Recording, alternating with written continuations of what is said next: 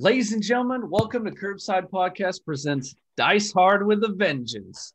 We are back for our episode 9, and we are in for quite an interesting night, to say the least.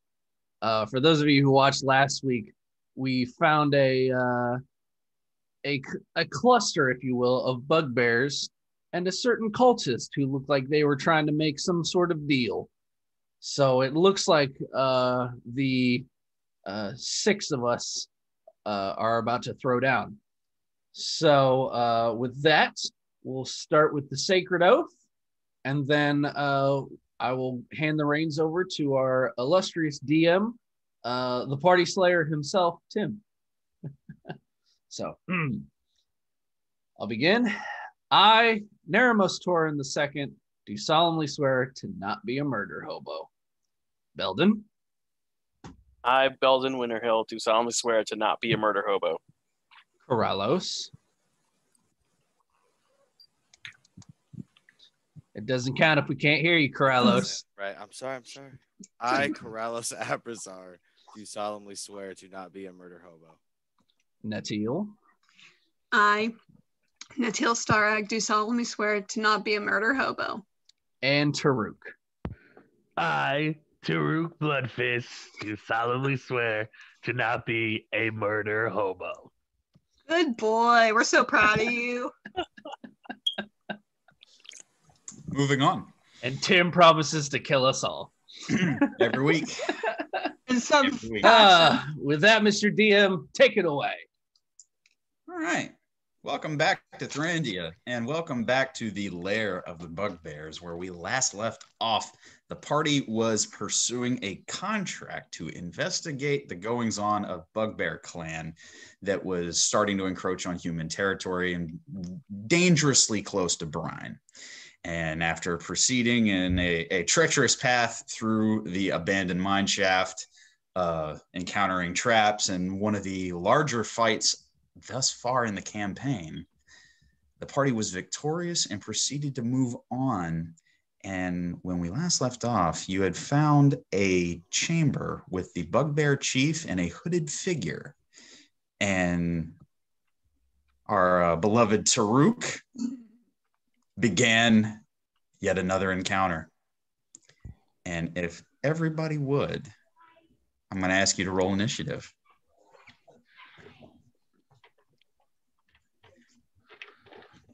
$18. 12. 15. Hold on. I'm sorry. We're doing this a new way now, just so it's easier for me, because there's a lot of moving pieces. All right, 20 and up. 20. All right, Tarook's got 20. 15 to 19. 15. 18. Beldan 18. Nat's got a 15. 10 to 14. 12. All right. 14. Nice. Okay, Corallos, and then Torrin. And now I'm going to roll initiative for the Bugbear Chief.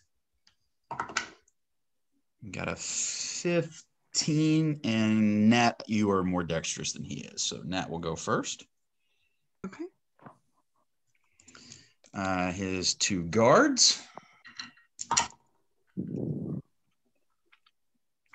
13 and 11. What did you get, Torrin? 12. Okay. Well, that's easy. One before you, one after you.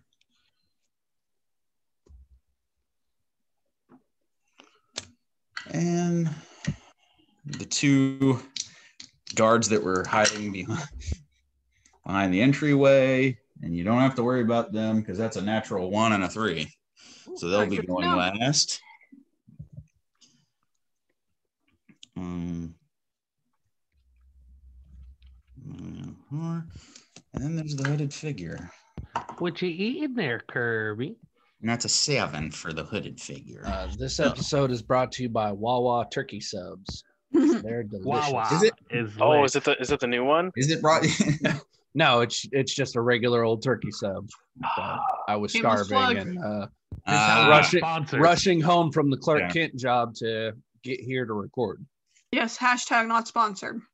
Hashtag not sponsored. Not yet. Yeah, so it's a little bright because of the glare, Hashtag but Wawa, please sponsor us. Yeah, if Wawa wants Yeah, to sponsor yeah, I us, know, right? come I on. want the new We turkey will sandwich. talk all of the good stuff about Totally Wawa. taking free We're- Wawa my whole We are, life. we are not desperate. We'll just do anything for a sponsor. $20 is $20. You know what I'm saying? Yeah, $20 is Suck your $20, toes but and it drink your sucks. bath water with a silly straw. So do something strange for some change. Got it. Okay, it really sucks. Y'all got Wawa. I got sheets. So I'm looking at the way we got everybody set up. The two in the back, that is Nat and Tarook, correct? Nat and Tarook, All right. Torrin, myself, Corallos. Well, Glare, And sorry. Yogi. And Yogi is right Yeah, there. Yogi. Go with you. Yes. I got to roll for Yogi. Yes. Go ahead and roll for Yogi so we can add him. Oh, in. no. Oh, no. Poor Yogi did rolled Yogi in that roll? one. Okay. Oh, no. I'm assuming a bugbear is more dexterous than a regular bear. What's the bear's dex? Let me check that real quick. Brown bear, I believe. The stats for that. Oh, I think I wrote it down. I hope I wrote it down. I did not write it down. Boo. Boo that man. Boo. Boo. Boo this man. Don't Boo you this boo man. me. I'll replace you in season 2. I swear I will. Hey, good luck trying to find someone else that will co-host. I was going to say, here's to hoping there's a season 2. Oh, there will be. Guaranteed. Actually, a brown bear has a dex of 10, so they get 0 modifier. Okay, so the bugbear goes first. Yeah, but Yogi goes last. Oh, poor little guy. He is going in the order. Okay, Now, Yogi's before gonna mess the somebody up. official order starts, you have the two bugbears in the back who are hidden, and they're going to get a surprise attack on one on Nat and one on Tarook. Oh, crap. So, Rutro Raggy. Sorry, Nat.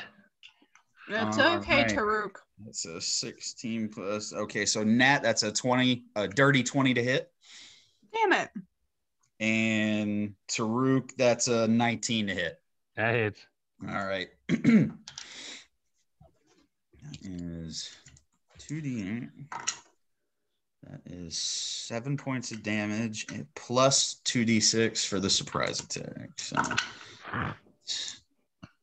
okay, so Nat, you got 11 points of Oh. piercing damage as one swings a morning star at you where you hadn't seen him, and he literally, as if they were waiting at the opening of the tunnel, and just wham and hits you.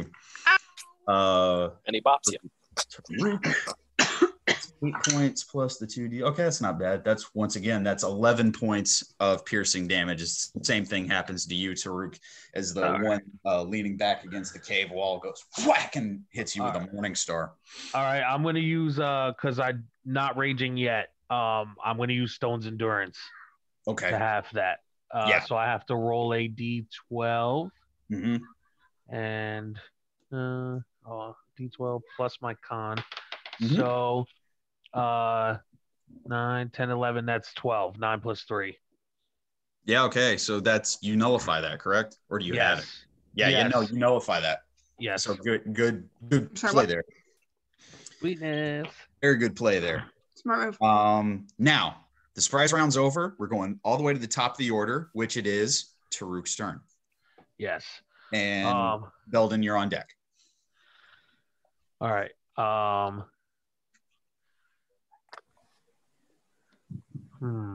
So let me the map. So the bugbear chief is where? We decided Beldan? he was the dark blue, correct? That's what we decided. Yes. So that's that one right there. Yeah, the one in the middle there.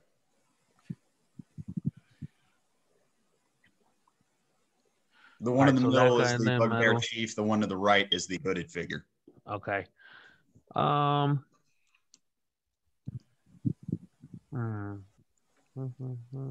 gonna hold my action until Corallos' turn.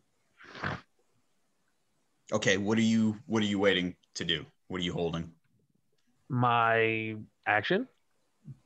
Right. what are you holding? My attack. Remember we talked about this. So you're holding an attack and you're waiting for Corallos' turn. Yeah. Okay, cool. All right. Keep that in mind. Is that the end of your turn? Yes, sir. All right. Beldan, you are up. Nat, you're on deck. Nat, how are you doing on health? You good? I'm at 10. You're at 10? I'm at 10 because that's stupid. Can I move next to Torrin and would I be able to heal Nat from there? Because I'm still within the touchy, if you will. So Yeah. You're trying to move. Yeah. All right. Yeah, and you're within arm's reach. Like I said, we encountered this last week. It's not like he's going to sit there and try to block you from. Yeah. Gotcha. Yeah, Okay. you can reach her. So use cure wounds on Natty there. Oh, thank you, Belden. You get 15 back. Thank you. You're fantastic. Okay. And that is the end of my turn. Okay, Belden, good turn. Nat, you are up, and the Bugbear Chief is on deck. All right. I'm going to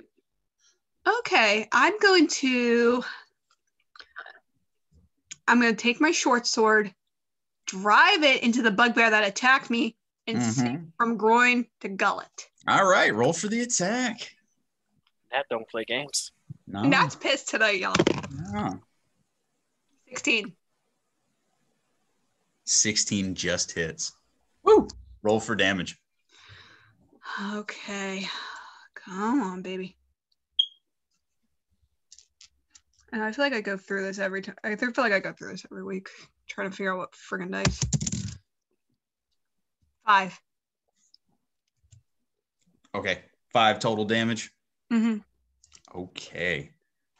So you see Nat takes her short sword and drives it into the side of the bugbear that was waiting on her side of the cave wall there, and she drives it into his side, and he's hurt. That's good. Okay, Rick. Nat. Anything else you want to do? That's it for me.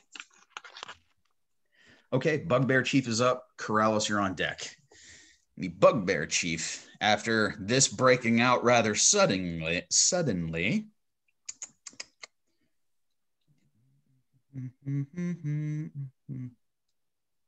All right. He has 30 feet and 30. Yeah, he can, whoever's in the front, I can't tell. It's Corallos. But yeah, he's going to get right up in Corrales' face. All right. The Bugbear Chief is going to pull out his Morning Star, which is actually looks a little different than the ones that you'd seen on some of the others. This one is more of like a black obsidian color to it. And he's going to take his multi-attack and go after Corallos. I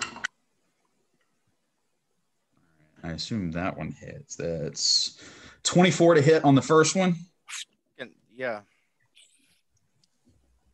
And 15 on the second one. Yep. Okay, so they both hit. All right.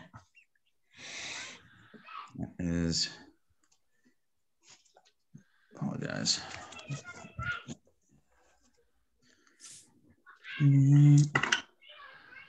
10. Ba-da-da. 16 points of piercing damage from his Morning Star.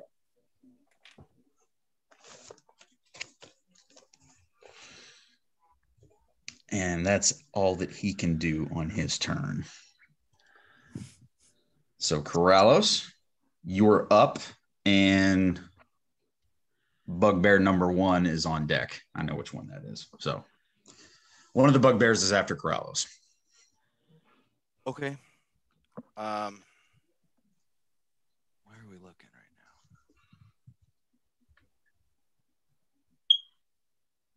now? I don't have. All right. I'm gonna bonus action hex the chief for strength. All right. And cast Armor of Agathis on myself. Gotcha. Yep. That's my turn. All right. All right, bugbear number 1 is up, and Torrin, you are on deck, sir. I was holding my action, Tim. That was Corallos' turn, right? So I Yes. can go now. So okay, go. so I'm gonna move up and I'm gonna attack the bugbear chief. Chief? All right, go ahead. Yeah, and do the it. chief. All right. Is that good? Oh, yes. 19. 19 plus 5. I assume that hits. Yes. If you want, Yeah. since Corrales is right there, you guys kind of got him flanked there, so you can roll that for advantage and see if you nat on that. Okay. So that first one was a 19. And then that last one was a 14. Yeah, okay. It Plus still 5. hits. Yeah. I'm just saying, All like, right. when you got advantage I like get that, it. and you know you hit on the first one, yeah, Just take the go second the one. second one just to see All if right, I got you. you can land a crit. All right. Yeah, that hits. So, all right. So then I have my Warhammer. I'm two-handing it right now. No, actually, no. I'll have it one-handed because I have my shield in the other hand. Okay. And that is a 1d8. I'll put you down there. And that is 10 points of damage. Nice. Nice hit. So you see, as the bugbear came up and took a shot and hit Corrales pretty good, Tarook comes up on his other side, cuts him with his. Oh, yeah. That's it for me. I can't use a bonus action or anything after I hold, or Yeah, no, really you held your Okay. action to move up and attack him. That's okay, it. got you. All right, Yeah. got you. You can't hold bonus actions, sadly. So that's your turn. It is now bugbear number 1, and Torrin, you're still on deck. Who do you want to be bugbear number 1?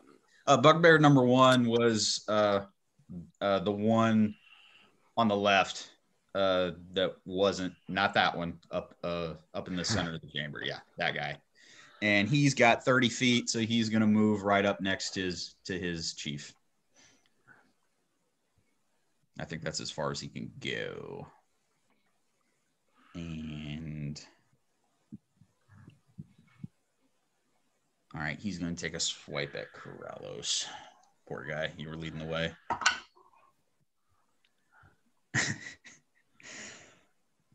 Does a 9 hit? No. No. No. So this guy comes up, just whiffs, and you duck out of the way. I'll take it. All right. That's all he can do. Torrin, you are up. The hooded figure is on deck. All right. I am going to move up just 5 feet. And I am going to use breath on the bugbear chief. Okay. Straight line, correct on that? Straight line. Okay. I'm trying to see if you angle it.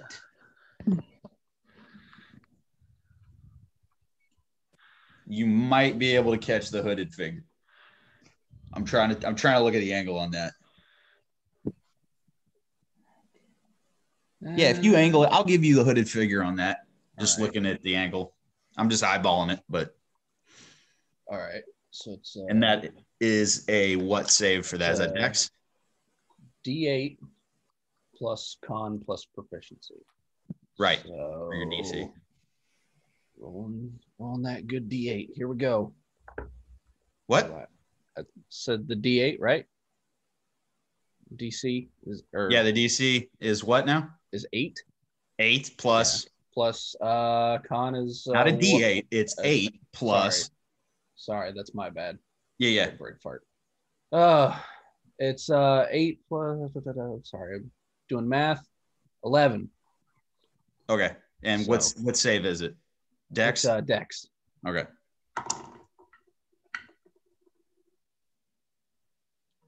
I think both of those save because that's a 12 and a 13. You said that DC was 11? Yes. All right. So it's half damage on that? Yes. All right. So go ahead and roll your damage. All right. 3, 6, 3. I rolled 6. So Okay. 3. So half damage is 3. 3 to the hooded figure. Good shot, Torrin. Next one's a little bit more. And 3 to the chief. All right. Every little bit helps. Anything else you want to do in your turn?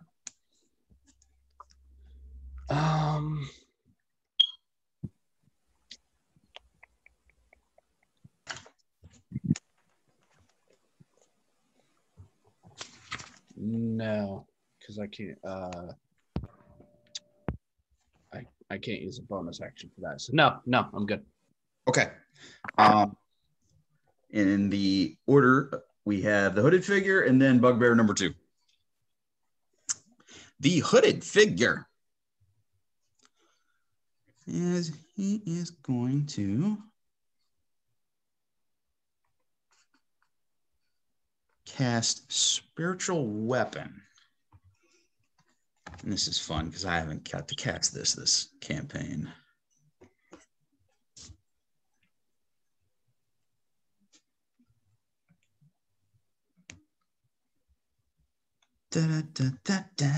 He's going to cast spiritual weapon at level 2. All right. What you see now kind of a spectral blade now appears before him, kind of like a green sickish color to the arcane energy as it appears, and he can move that thing 60 feet, and he moves it right in front of Tarook. Oh, shoot. All right. And he is going to use that and attack Tarook with it on his turn. Although, no, I don't think he can attack him this turn because he used his action to summon it. So, no, bonus action to cast it. So his action will be to attack with it. And I assume that does not hit. A 12 to hit. No, sirree. All right. So you see as this green energy sword, like long sword, appears almost like moving up towards you and takes a swipe at you, and you just kind of duck out of the way. And I tap my warhammer on my shield and I shrug. Nice. Well, that's all the hooded figure can do. And his turn is over. So we go, I'm going to do bugbear number 2 is next. Bugbear number 3 is on deck. Bugbear number 2 is sitting as the one in front of the hooded figure. He is going to, he's going to move around. He's got 30 feet. Try to move him to the left. We'll call it camera left. So where's that? 5, 10, 20. He should be able to get right next to the other bugbear. Correct. Yep. That's 30. That's 25. That's 25. Okay, yeah. That's fine because he's still within, and he's going to go after Torrin. I believe that is. That's bugbear number 2. Correct. Got it. Many moving pieces. That was a lot for nothing. 12 to hit. Does not hit. All right, you see as this bugbear comes up, charging with his morning star. Once again, you're quick. You duck out of the way. That's all he can do. Now the bugbear number 3, which is the one next to Nat, is going to attack Beldan. Oh no. We shall see how this goes. That is 19 to hit, sir. Oh yeah, that gets me. That hits. That is, oof. That is 12 points of piercing damage as he finds purchase with his morning star. Oh no. Oh no. Oh no. It's 12. Right. That'll be his turn. It's now bugbear number 4, and then Yogi is up next, Torrin. Come on, Yogi, for the love of God, do something good. Bugbear number 4 is going after Yogi, because that's the closest thing near him. I don't think that's going to hit either. That's a 11 to hit Yogi. 11 just barely hits. 11 hits? Okay. I didn't know that. Good to know. 2d8. It's 11 points of piercing damage to Yogi.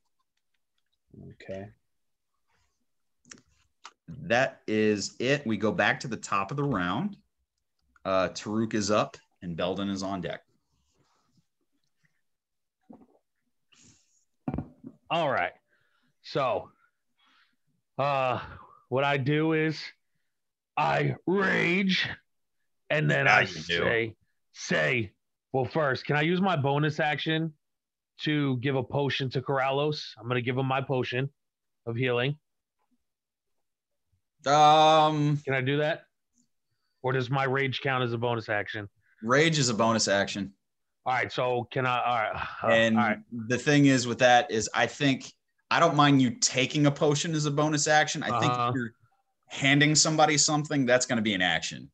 Okay. That's kind of like the same as like, pulling a lever or, touching something. That's going to be an action. All right. But I do bonus action for the potion because you've got that on you and it's just. I got it. All right. No, I just wanted to make sure. All right. Yeah. So what I'm going to do is then I'm raging, but I'm going to say to the bugbear chieftain, I say, you and I, big guy, I challenge you one-on-one for the throne. Do you accept? And I throw down my weapons. Test of strength. Okay. Oh, boy. Okay. I like this. Tarook, throw me a persuasion check.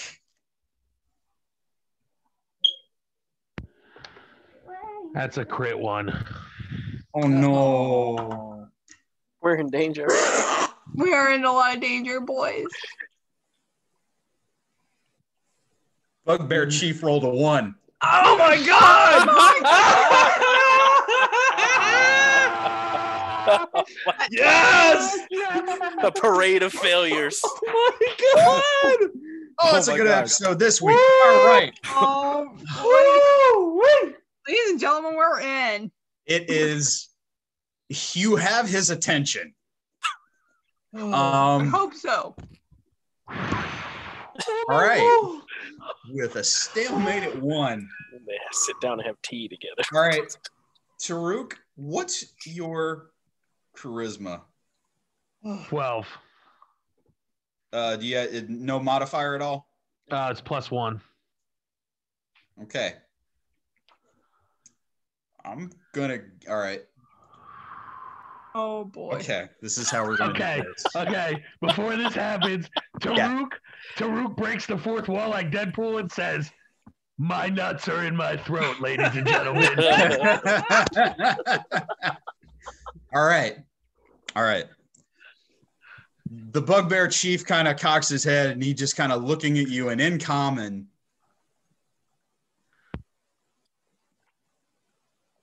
You propose a duel. You and me. You should. If I die, what do you want? I want the throne. I want complete control of the horde. Do you accept? And what if I win? What is it that you want?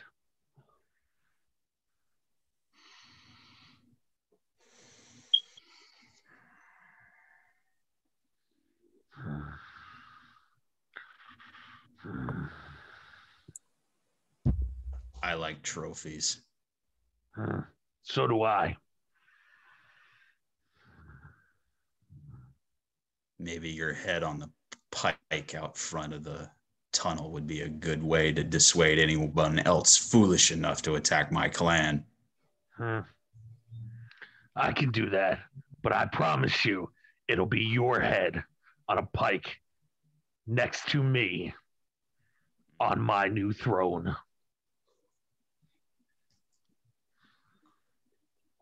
Roll one more persuasion check.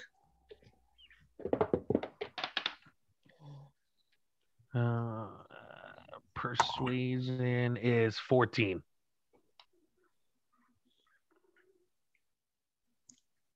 You hear him say something in Goblin, if anybody here speaks Goblin. Do they? Okay. You hear like a chattering of noises, and you see the other bugbears back off and give the party a little bit of space. And you just hear from the hooded figure in the corner, amusing. And he just kind of steps back, kind of leans back against one of the stone walls of the cavern, and he's just watching. Tim, do I recognize the voice? Roll me perception. 17. It's familiar. You can't place it, but you have heard it before. Okay. The hood is pulled down and it's very dark in that cave. Oh, yeah. You can't see a face or anything under the figure. Just the voice. But you are the voice. You know you've heard it before. You can't place it, but you know you've heard it before. Okay. In that amount of time, the main chamber here, a little throne room, it's been the crowd is parted and given room for Tarook to go one-on-one with the bugbear chief. Can we put all the bugbears on one side and the rest of us on the other to watch? Sure. I like it. So that just kind of like couple like a waiting there. Looks like a heavy metal concert. Well, That's the spirit weapon. I'm gonna put it next to him. That's cool. Yogi. Let me see on that. All right, I'm gonna say the spirit weapons disappeared in the amount of time that you did to negotiate all that. Okay. That spell only has a minute, so it has dissipated. All right, Tarook, in this case, I'm going to go ahead and say that we will re-roll initiative for just you and the bugbear chief. All right. That is 19 for me. 19 beats an 8, so you will go first. Good job.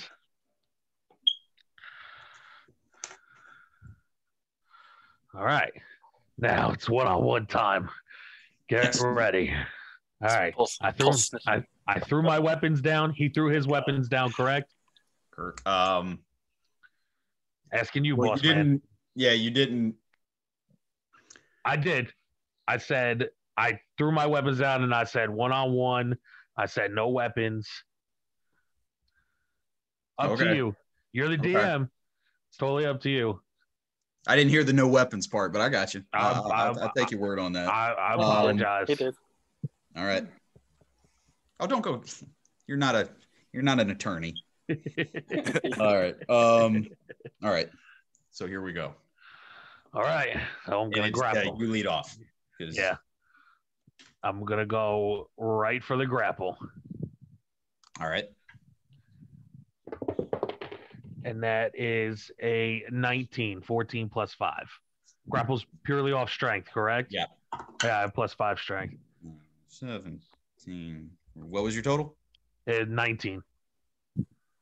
Dirty 20 total. Oh. He's at disadvantage because of my hex. Hex is still up. Good catch. Nice. Snacks from the bag of holding. Who wants them? That's a big difference right there. Yeah, you grapple him because that's a 5 total on that second roll. All right. I grappled him. All right. My turn's over now, right? It's over, so he gets a chance to try to break the grapple. Okay. A natural 1 won't cut it. Yes. That die got thrown on the floor. To find a table. All right. So now, what I want to do is I want to pick him up and I want to power slam him, Batista style. Can I do that? It's definitely bulldog style. You could. Braun Strowman. Yeah, I'm Fair thinking enough. Bromström. Fair enough. I'm just asking you, Tim. You, I'm not well, sure on and the that's the grapple trick with that rules. is because you don't have the feet for grappler. Okay. All right. That's the trick with the times you've tried to do this is it's usually when you grapple, it's the point of holding somebody so your buddies can attack them or whatever, right. you know, like it's tough. You know, I'll let you strike out of it. All right. Just No for problem. the sake of, No, you know. I got it. All right. So then with one hand still holding him, I'm going to cock back, try for the yo-yo. Clinch. Yeah. All right. And that is 14. 14. Well, he's grappled. Yeah, 14 doesn't hit. Okay. No. Well, if I take away the shield because he threw his weapons. No, it's still 16. No. Yeah, no, it doesn't hit. A strong ass natural AC. All right. Yeah. Big creature. Yeah. He's going to try to break the grapple again. All right. I'm going to say that a 7 doesn't do it. Go ahead. All right. All right. I'm going to try again with another punch. Go ahead. Woo, go Tarook. And, ooh, that's a dirty 20. Yeah. Okay, good job. Yeah. Roll your damage. Roll your Okay, damage for an What's arm. the damage on? Yeah, what? I don't know what the damage on unarmed is. Well, maybe you should have thought of that before you started grappling people, I dude. mean, you know what? You absolutely right. You're not wrong. Is it Oh, 1d6? Lord. All right. Add your it's It's a 1d4 plus your D4 strength. plus strength.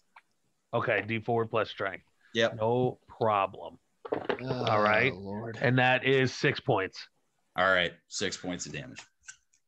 Nice. Bam. Very nice. Mess this dude up. That +5 helps. Hit him with that clinch.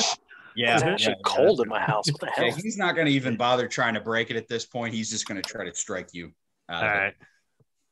And he's grappled, so I believe that's a disadvantage. All right.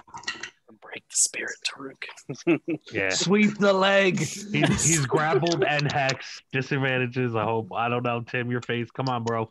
Oh, God. No, because I rolled a 5 and a 2. So he doesn't. Yes. Yes. The greatest Yeah. coup ever. Yes. So your turn. No.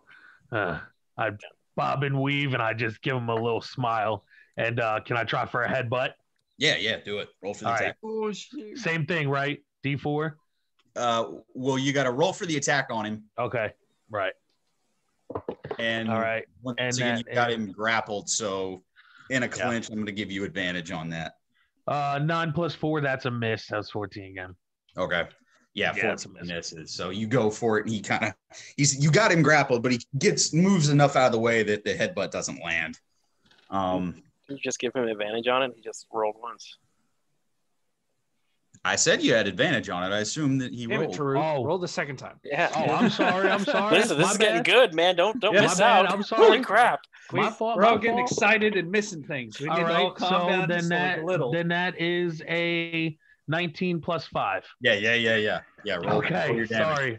I Sorry, man. honestly, I did not hear that I had advantage on it. Yeah, I because I'm apologize, giving you Tim. advantage because you got him grappled. Because So I got him grappled. Okay. Yeah. Thank you. I apologize for that. Thank you, Because guys. I you're like, if appreciate it. somebody else in your group was trying to attack him and you had him grappled, they We'd would have give an him advantage. It's- Okay, cool. So Thanks, Tim. yeah, All yeah, right. So there's the D4 there, and that is 7 points of damage. yeah. Yeah, you strike him again. He's taking the hits. I mean, he's still strong, but you're starting to wear him down a little bit. I'm gonna switch up D20s. No, we No, like the other no. one. Like the I'm other so one. glad I did. All right. That is an 18 plus 3, 21. Damn. Yep. Indeed. So D4.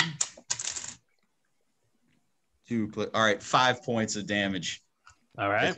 As he comes up and he uppercuts you right in the chin while you've got him grappled. All right. That. Okay. My turn. Throwing this one in here. And that is 19 plus 5. Yeah. That yeah, hits. Let's get it. Yeah. And I'm going to Roll give him them. an uppercut. And that's another 7 points of damage with the uppercut. Boom, sweet. Yo, that plus some. 5 is Get awesome. some. 32. Nice. I'm sticking with this one. He's gonna try to retaliate. He's gonna try to headbutt you out of this. All right. That's a 19 to hit. Yeah, that hits. Yep. Another 5 points Okay. of bludgeoning damage as he headbutts. Yep. Oh, I'm also raging, so I half that. Correct. So You're that still raging. Yeah, that was 9 points. You said? No, 5. Oh, 5. Okay, Yeah, no, he so doesn't hit that hard. Okay, that's 2 then, right? That's 2. Okay, so that puts me at. Yeah, so have it to 3. Okay, no problem. All right. Now your turn, sir. Hold on. Now roll to attack, and that is an 18 plus 5. That hits. It hits. And come on, Tarook. 5, you got 6, 7, 8 points of damage when I cock back my leg and I sweep the leg. Yeah. Sweep the leg. Sweep the leg. You don't have the ability to trip him, but you pretty much go yeah. for the knee, and you hear something crack as you hear 8 points of damage. Ow. Let's go. He's kind of goes down to a knee for that. You've still got a hand on him, so you've still got him grappled. But finish him the Beldan way. Yes. He's going to attack out of that and throw another natural 1. So that last hit really hurt him as he comes up with another uppercut and he just finds air. I mean, you feel as the breeze just. You're like, whoa. And my hair kind of flows in the wind. Yeah. Okay, yeah. Yes. Right. All right. Now I'm going to roll again. All right. And that's a 17 plus 5. Yeah. That hits. All right. I'm rolling back.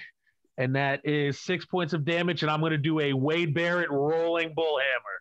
Yeah. Nice. Bam. And you hit it with the elbow, forearm right to the face. Stands up. Well, yeah, he Tarook, how's your knee feel after that? That will be asking for a friend. 17 hit. 17, yes, it hits. All right, 17 to hit. 3. That is 6 points of bludgeoning damages. This time he comes up, and this time to 3. He moves his head up and catches you with the top of his head as he moves up, and bam, catches you right on the chin. You feel a tooth kind of loosen. Oh shit! Nice. All right, your turn. My turn. Now here we go again, and that is 19 to hit. Yeah. Okay. Now, and then I roll that D4 there. So that's 8 plus 2. Do I still get the rage bonus in this aspect? Yeah. Okay. I've been forgetting about it. I've been so excited. So we'll count it for this one. Okay. All right. So then that would be 10 points of damage. Sure. And I'm going to do a Umaga thumb right to the neck. Right. All right. Yeah, you do. So you got to have the thumb right into his throat. He starts coughing up. He's on his last leg. Ooh. Come up. Come on, Tarook. Come on. Natural 20. Ooh. And because he's grappled, it's a disadvantage. I rolled 2 20s. That makes up for the 1s earlier. Yes. Holy crap. All right. Natural 20 on a unarmed strike. Boring. At least I rolled a 4. All right. 4, 8 plus 3, 11 points of bludgeoning damage. Yeah. All right. And he just throws a haymaker. You can tell he's kind of standing on his last leg, and he puts a lot into this shot. Bam! And he hits like dead center, like right in the nose. Bam! Shake it off, Tarook. Tarook, you good? I'm good. That's what I've been waiting for. Yeah. Yeah. Sweet mama pain. I'll never roll that good again. So your turn. Right. So now I'm gonna roll, hit that, and that's 18 to hit. Yeah, that hits. All right, and then that is 9 plus 2. How would you like 10, to do 11. this? I am going to Yes, I'm going to Goldberg Spear him. All right, yes, for the all right. He comes up, and after that last shot to the face, you kind of back off a little bit because your nose is bloody. You start that copper taste in your mouth from your own blood, and then you're kind of like, oh no, I'm done with you. And you take off full sprint and just bam, shoulder first, and just take him down. You hear the crack of his skull as he hits the ground, the stone floor. See the reddish, darkish ichor flow from the back of it. He's dead. More. And then I point to the throne and to the other bugbears. And I point at them to the ground, motioning them to kneel before me. Oh, You're going to build a big statue of Tarook over there. All right. I'm going to say roll me intimidation, Tarook. All right. And there's how many bugbears left? 4? Okay. Oh, that's a 6. Can't win them all. There. Yeah, yikes. Sorry, Can't win them buddy. all, but that's all right. No. That's a natural 20, a 16, a 7, and a 6. Yeah, no. You don't convince any of them to take a knee. All right. But he's gone, right? But I am leader. He's done though, and they just saw their leader get bludgeoned to death. And I'm going to roll for a decision here. We'll see what happens here. All right, they start to head. They start to run. They start to flee, and I'm going to give you the party the option if you're going to try to pick them off or if you're going to let them go. let them go. I'm not fighting them. Nope. I mean, we were struggling already in the beginning. Let them go. True, but we also need to. I guess we can try to ask Robe Dude what's going on with them. Well, we gotta make sure Robe doesn't get away first. Yeah, they're not sticking around to talk. I'm just asking if you're gonna. No, I'm not gonna pick them up. You need to initiate combat again. That's gone. Okay. They can tell the other bugbears what they saw. They are bolting down. Yeah, I rolled for it. Considering what just happened to their chief, how it happened, and all of that, they're gone. Yeah. Run away. Damn, I wish I could have got that intimidation. Little after images, man. That'd have been a cherry on the top. And yeah, okay, and we're gonna come out of combat now. Nice. Oh my god. Wow. Leaves you in the chamber with the dead bugbear chief and the hooded figure who is now made his way closer to where the kind of makeshift stonish throne is. It's not really a throne, it's just slabs of rock. It's a chair made of rocks. Yes. So I pick up. Here's one. Center. I pick up the bugbear chief by his head like this, Mm-hmm. and I just slowly stand there with it, staring at the hooded dude. All right. The hooded figure speaks again and says, "Well, that was unexpected. Why is it every time there's trouble, I find you?"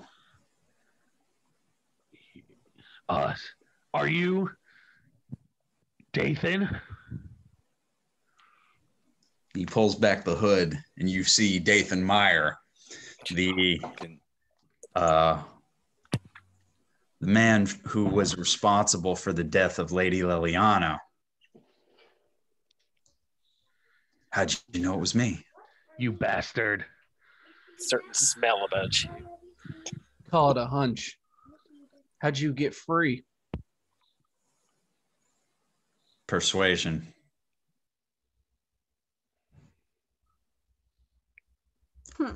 You'd be surprised how amiable people can be when you convince them the right course of action. Silver-tongued demon, you. Corallos, come here. What? You have anything to say to Dathan? We should have cut his hand off back at the dock. Yeah, we should have. I mean, what do you guys want to do? I mean, there's no witnesses here. That is true.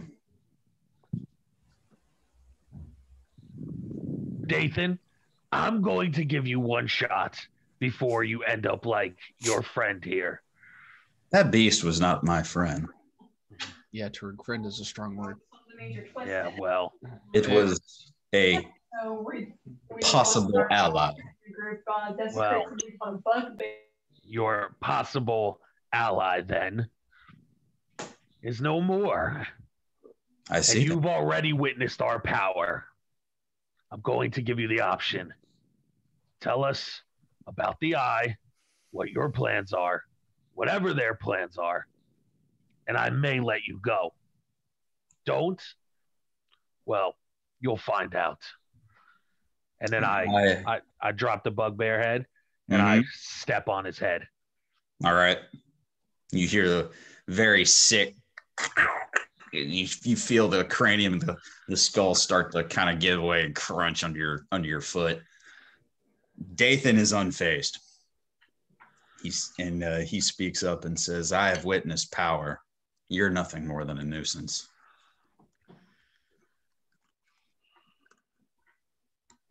You're dabbling in things you do not understand. The scope of this is beyond your comprehension.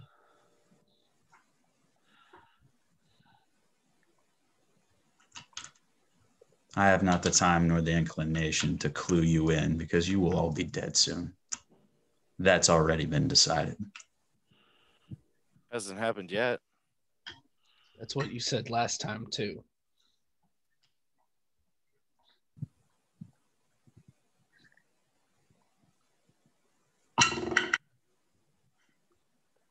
Decided by who exactly?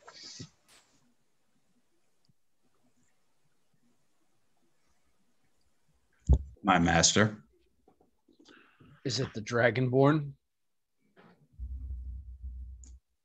What Dragonborn? You're completely ignorant, aren't you? I know that you guys have a Dragonborn in your midst. He killed my entire village, and I want his head. There are many spokes to a wheel. It doesn't mean that we all know about each other, though. I'm given my orders, and I carry them out, or else my head would be found on a pike, since that was the term of the day.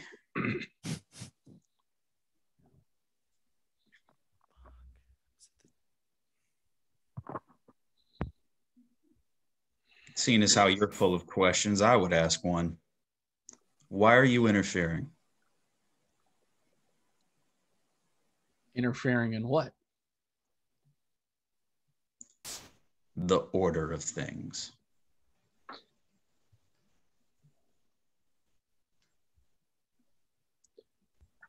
What things? You have been observed and you have stuck your nose in everyone else's business ever since arriving in Bryan. I simply ask why. Wrong place, wrong time? I mean, story of my life. If that is the truth, that is truly a comical way for you to die. Are you threatening us? Me personally? I don't have to. The mere fact that you asked me if a Dragonborn was in charge or was involved shows me how ignorant you are and shows me how little you know. And it doesn't matter. Soon you will all be dead. And as he says that, you see a magical barrier start to appear behind him, and he backs into a dimension door.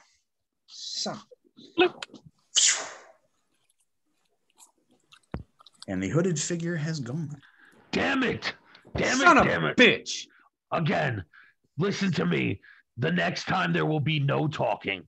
We got nothing out of him You almost got us last time. killed, Tarook. But I saved the day, Torrin. What did you do?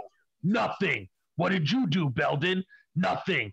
Nat, what did you do? You almost got I like Nat how you killed dragged too. me into this when I'm just sitting here wondering what the hell's going on.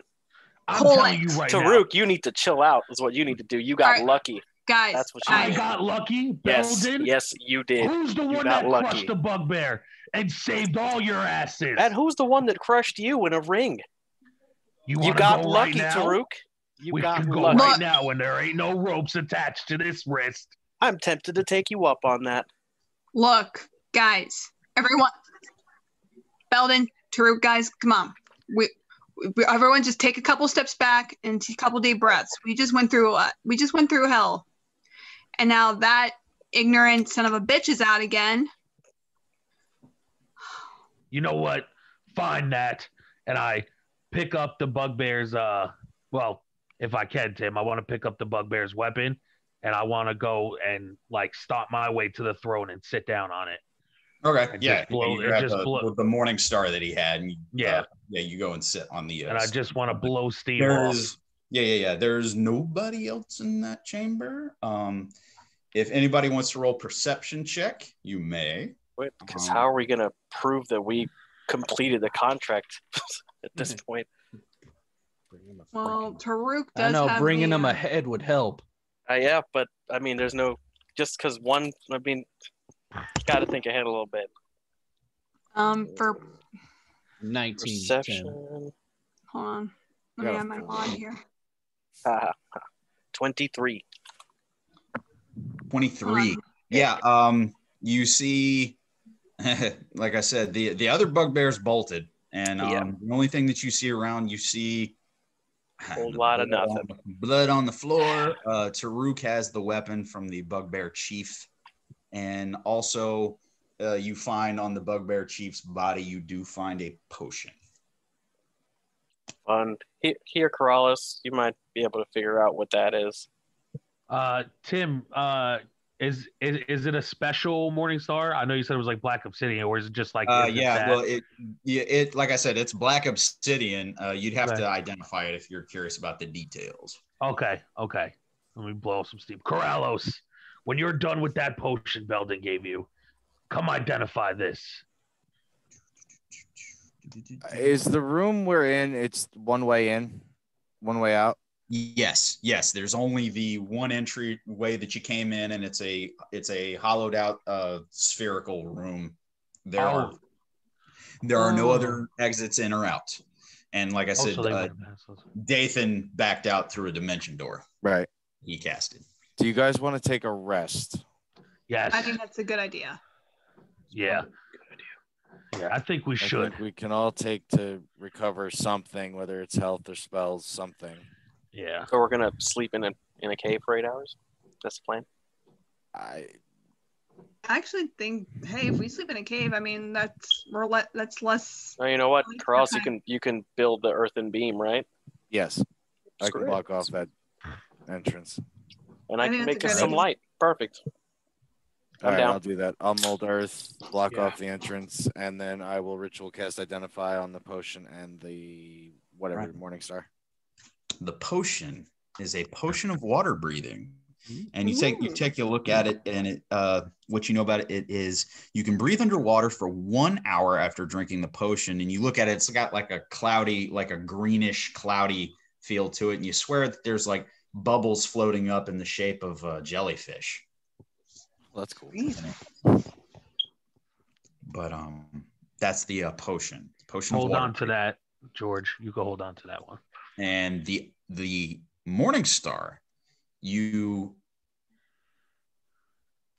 after spending some time to focus on it, it is called the Chaos Star, and it deals. I'll send you guys the stats for this, but it does table talk. It does 2d8. Yes. plus 3 for damage. And Corallos, what you find interesting though is that there is a magical aura about this, and that there are side effects to the user when you make a kill with this weapon, but it's very difficult to figure out. You're unaware of the exact side effects. Okay. Interesting. From what you gather, it's a cursed weapon but it has. From what you gather, there are positive and negative side effects that happen after a kill with this weapon. Okay. Corallos, what did you discover about my new basher? Not much. It does something when you kill things, but I can't figure out what that is.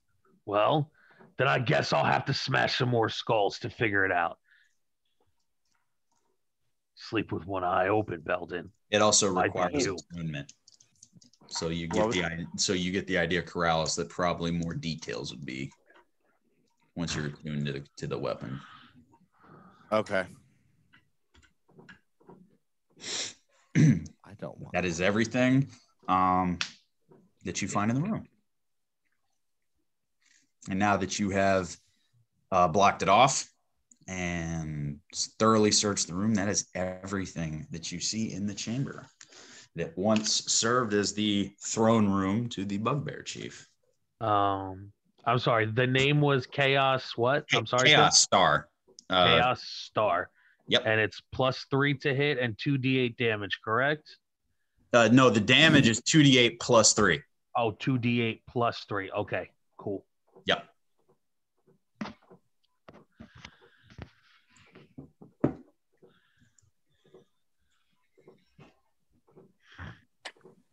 Once again, I'll send that to y'all.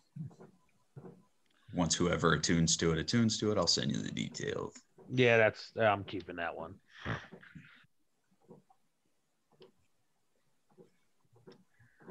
All right. Well, yeah, what's the plan? Are we just gonna long rest here? Yeah, let's just rest here. We can rest here. Long rest. All right. So go ahead. No, go ahead, Nick. I was gonna say I know Corallos kind of built like that earth barrier.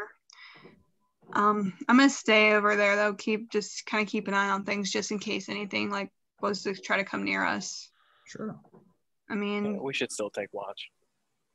Yeah, I'll take first. I'll get second. I'll take third. I'll take mine with Tarook. I'll go last. All right. Well, go ahead, Nat. No, seriously, go ahead. No, I was just going to narrate. Did you have anything that you're trying to do?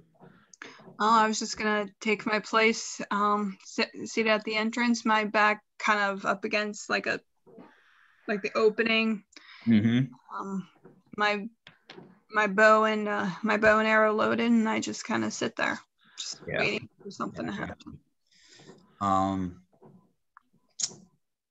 tell you what. Unless there's anything anybody else wants to do, Nat's gonna start her watch. And Nat, if you will, go ahead and roll me a perception check. Okay. 16 and 4 is a dirty 20. Dirty 20, nice. Apologize, I have something marked here. Oh dear. 16. Okay.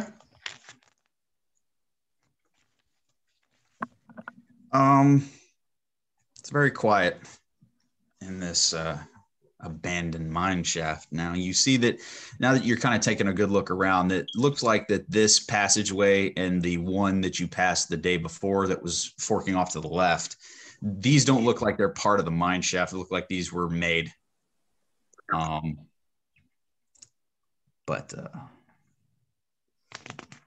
you do hear a slight rumbling in the ground. Very subtle. It's not like an earthquake. It's like a subtle movement in the earth beneath the chamber. Oh, I don't like that. I just kind of slide myself up so that way I'm like my body's off, I'm on my feet, and I put a hand down onto the ground, see if I can feel that again, just to make sure it wasn't my imagination. All right. Specifically, now that you're doing this, do investigation. Okay. Okay. Oh, 19. 19. It's faint, but you do feel just a slight, not directly beneath you, but a slight movement in the earth under you. It's like a low hum, a low rumble. Just a, you can hear something moving earth, not directly under you, but deep. And that is it.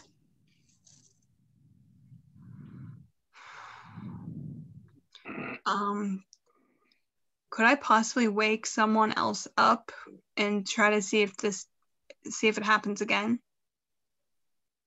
Sure. Whatever you wish to do. All right. Since I know Beldan is actually going to be coming up for his watch, I'm gonna call. I'm gonna stand up. I'm gonna go wake Beldan up and just have him come out with me. Sure. I bent down and I shake Beldan awake. Hey Beldan, it's a little early, but some weird stuff's going on. I just want to make sure I'm not crazy. And big old yawn. I was like, all right, what do you got? The ground, like where I was sitting, I could feel like the ground vibrating, not like an earthquake, but like almost like a stretching, like, you know, like how when you stretch and you feel like certain parts of your body shake. All right, let's check it out. So both, now that you both know that what you're looking for, I'm going to say go ahead and do investigation for this for both of you. Okay. Because I mean, 18. Yeah, you notice it too, and it's Nat. This time it's louder. It's more noticeable. And once again, it's not like a tremor. It's not like an earth tremor. It's a subtle shifting of the ground. Once again, it's not like in the case of the swamp where you saw the mound of mud moving. This is just a subtle vibration. You know that something under the earth is moving. I've lived my whole life underground, so I mean, do I get anything for that? I'd be able to tell you know if that it's there natural are or many not. creatures that burrow. There are different. Something might be underneath us. Correct. You know, there are different insectoids that do that, are very common. Different burrowing rodent type creatures. It might be a good idea to get the hell out of Dodge. It's not growing louder. It's very faint. Faint? But you do notice it. It's louder for you, Nat, because it was a subtle thing before. And now this time you're like, oh yeah, no, I hear it. This isn't just my imagination. All right. Well, Belden, if it's okay, I'll actually stay up with you. If it happens again, then we'll get the others awake and try to get out of here. Yeah, I think that's a good plan. Okay. Okay. You're not losing sleep by this because I think the way you had your shifts cut up, it was like 2-hour shifts or whatever. So you're not going to be exhausted by this if you stay up. So. Okay. Draw my little symbol, my little infinity symbol in the dirt. Be it ever so humble. If it's a hole in the ground. Yeah, that's a good call.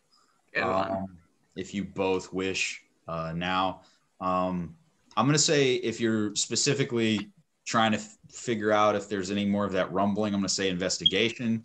If you're just trying to perceive the world around you, it's going to be a perception roll. So whatever you're looking for, general perception or specifically that tremor that you sensed. I mean, in case why don't you do like a general perception, like in case there might be something else that pops up that. So you want to go investigation, and I'll do a general perception. I can. Are we able to do that, Tim? Sure. Yeah. Okay. Yeah. All if you want to cut it up like that, one of you do perception. Yeah, because Teamwork makes my the dream work. Intelligence is jank. All right. So Beldan, you play to your strengths. Yeah, I'll go for perception. are you gonna do the perception or the investigation? I'll do the perception All right. because I will do. I'm not smarter than the average bear. I'm just normal. It's okay. I'll do investigation then. 17 and I'm 22. 22 on the perception. 19 on the investigation. 19 on the investigation. Beldan, you don't notice anything other than the tremors that we've mentioned. Nothing seems to be out of the ordinary. There's no movement. There's nothing. The stone wall that was covering the opening, there's no sound from that at all. And between the two of you, the only thing you notice is that it's a constant sound now. It's constant moving in the chamber, and you swear that it's not localized to one place. You throughout the chamber, different areas. You swear that, and you kind of touch the wall, and I'm feeling it over here now. It's moving. Yeah, it might be a good time to go. It's a transient thing, and you're getting it in multiple places. Torrin, if you would, I know you're asleep, so this is table talk. How long did Yogi last? He lasts until the next dawn. Next dawn. Okay, just keep that in mind. All right. That's but that's it. Like I said, there's nothing out of the ordinary yet. There's nothing. That's just that subtle tremors, and you're getting it in different areas of the chamber. I mean, do we feel safe, or do we want to wake everybody up? Because they're just now it's everywhere. Before it was just under us. Now it's everywhere. If it is something like, I'd feel better if we were on the outside, because that way we have the ability to kind of be at a more open. Whereas if we're closed in, we can't escape. So wake the party. Want to wake the party? Let's wake. Yeah. Let's get them. You're gonna wake up old Torrin there, and so we'll we go down both the line. go in. Okay. All right. So a little bit of a. We're probably, I'm going to say, given this, you're about dead middle of the night. You're a little bit after midnight, and the little bit of an early alarm clock here. All right. So I kneel down and I start to shake Torrin on his shoulder. Torrin. You aren't kidding about that breath. While she's doing that, I'm waking up Corallos. What's up? All right. We need to get out of here. What's wrong? There's movement all around us, in the walls, under the floor, everywhere. We need to go. Yeah. Come on. And wake up Tarook too. I will cast Mold Earth to unseal the entrance. All right, you do that. All right. Now that I got torn awake, I grab Tarook and I start to shake his arm. Tarook, come on, big guy. We gotta wake up. Time to wake up. My throne. Bugbears suck. Yes, it is your throne, but we gotta go, big guy. What is happening, Nat? Everything around us is shaking. Well, of course it's shaking because I'm the almighty and powerful. Oh, and here we go. Shut up, Torrin. What do you mean it's shaking around us? There is something underneath us, and it's just almost like a vibrating. Whatever it is, it doesn't feel right. Like there's something going on. Fine. We should try and bash it all in. How can we try to bash something brains? No. We don't even know what the No heck. bashing? No bashing. No bashing. Let's just get out of here. Let's get out of here into the open. And that way, if whatever it is decides it wants to pop out, we'll at least I feel like we'll be better off. Whatever. Let's go. All right. Before we go, I cut a piece of the bugbear's finger off, and I take it with me. That. Nice trophy.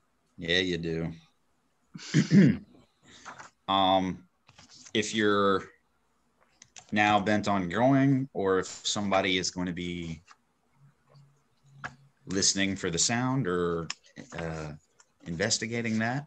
That is completely up to you guys. Okay. What's the call?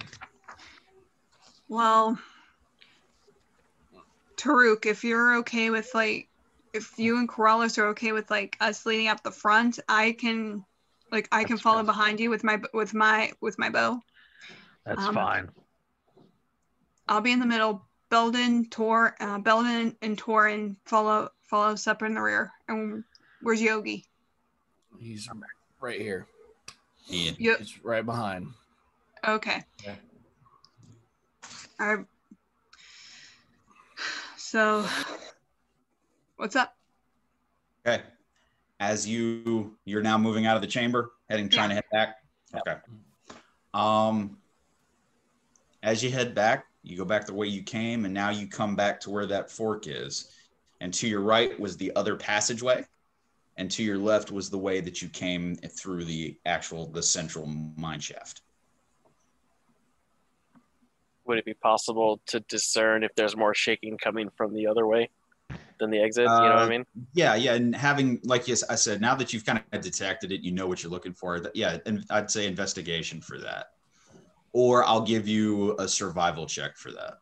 I'll take the investigation. I'll take survival.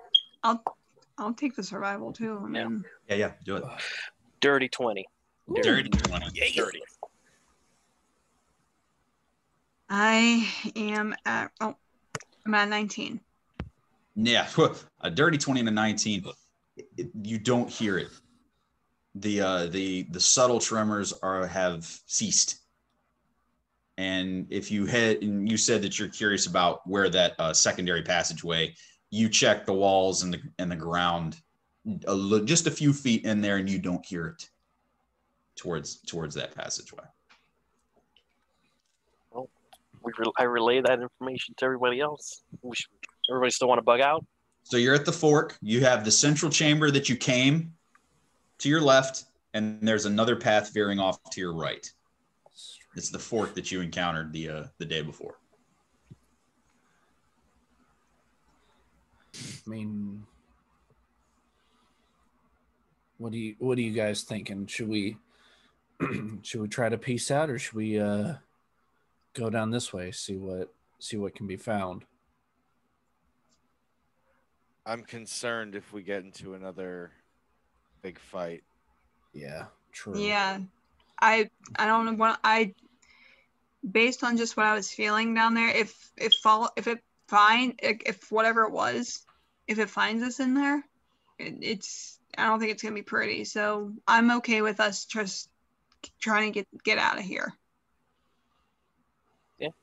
That's what I think. What do you guys think? At least for now. Yeah, I think that's a good idea. Bug out for now. We can always try to come back and investigate later. Sure. Yep. Yes. All right. You take the left passage, which is the central chamber that you had came through before. Okay. Okay. All right. Sounds good. Go ahead and roll me investigation or survival checks if you're looking specifically for those tremors. If not, roll me perception checks as you make your way back through the central chamber, the central mine shaft. Perception. 18. 21. 20 for investigation. I'm tired. Torn, sleepy. Yeah.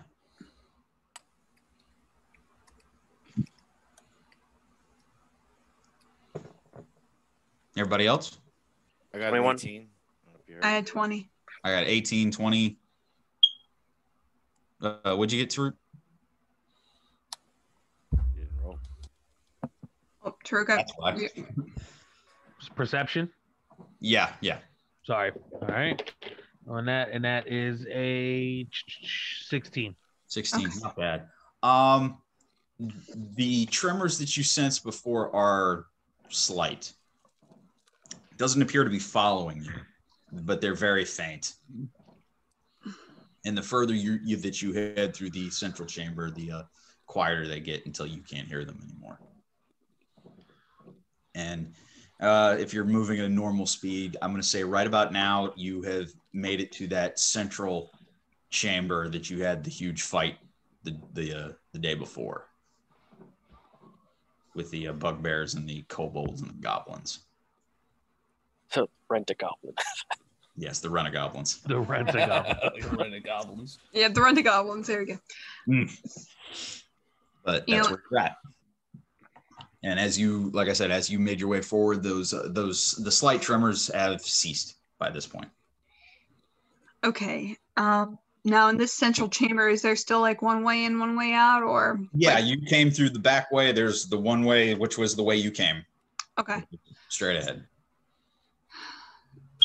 So, what? Tremors have ceased. All right, I'm gonna, guys, here. I don't feel anything else going on anymore. I'm sorry that I got you all up. I had a moment. If you guys want, we can break it down again. Let you guys like get a big rest up really well. So that way, like, we won't have to set up like a tent or anything when we get out. What do you guys think? You're roughly in the time it took you to do all that. It's about like 1 a.m. right now. Okay. Now, is our plan to go back down the other tunnel or to leave anyway? I'm leaving that up to you guys. Tarook, can't hear you, buddy. Oh shit! I don't know. Mine wasn't muted. Oh, I don't know. I keep freezing. I say we'll rest here, and then go back down the other tunnel that we didn't go down. Okay. Torrin. Good. I'm all right. I'm all right with resting here. We can figure out if we're going any farther. Beldan. We'll rest. Yeah, that's fine with me. Okay. Nat. I'm fine with it. All right then. Everyone get some sleep. Torrin and I will take this watch. Fair enough. As you set up your secondary camp for the night. Before I go to, do you guys want a light before I? Yeah, that'll be helpful. Where you want it? You know what? I touch a rock and I give it to them. Here, light. Okay. There you go. Okay. You got a night light. Put it where you will. You got a night rock. Oh, that's awesome. Alrighty. So as everybody tries to get some rest from the recent early wakeage, we have Torrin and Tarook sitting watch. Like I said, roughly around this about 1:30, almost 2 o'clock in the morning. So if you two would go ahead and give me perception checks, or if you're specifically, like I said, now that you all know what you're listening for, if you're specifically looking for those tremors, I'm going to give you an investigation on that.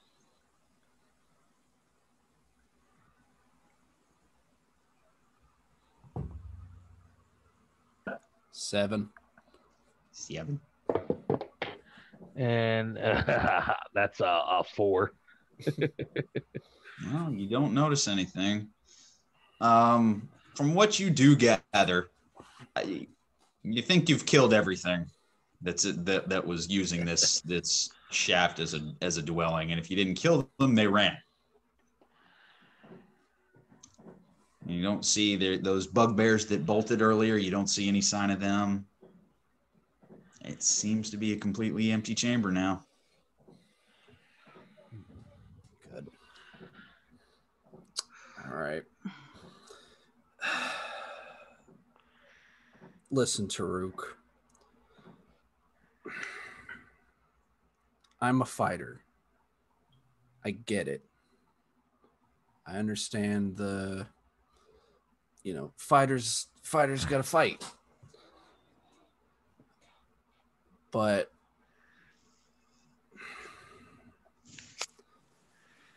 we can't go diving into fights like that when we have no idea what's going on. And 9 out of 10 times, I've got your back 100%. I'll be right there on the front line with you. You know, me and Clawbash are always looking for some blood. But I know that you and I aren't used to being in groups of people. So we kind of have to look out for not just ourselves anymore.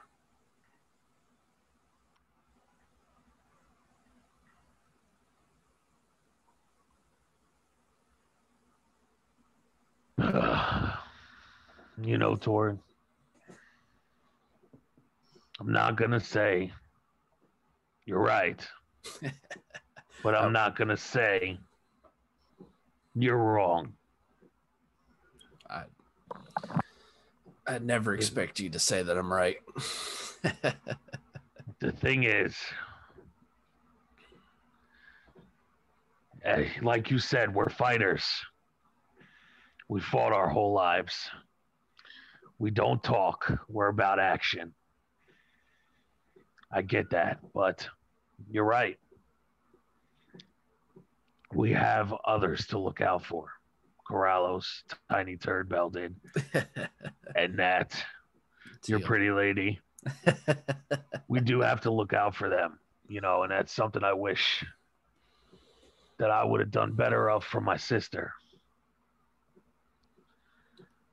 And maybe she wouldn't. It doesn't matter. No. Hey. Go ahead. Because I'll tell you, I could have done better myself. My whole village, everyone I know but one person got turned to stone. And because I couldn't stop the jack-off that did it, I have to live with that. I didn't do my one job of protecting my village. So I get where you're coming from, man.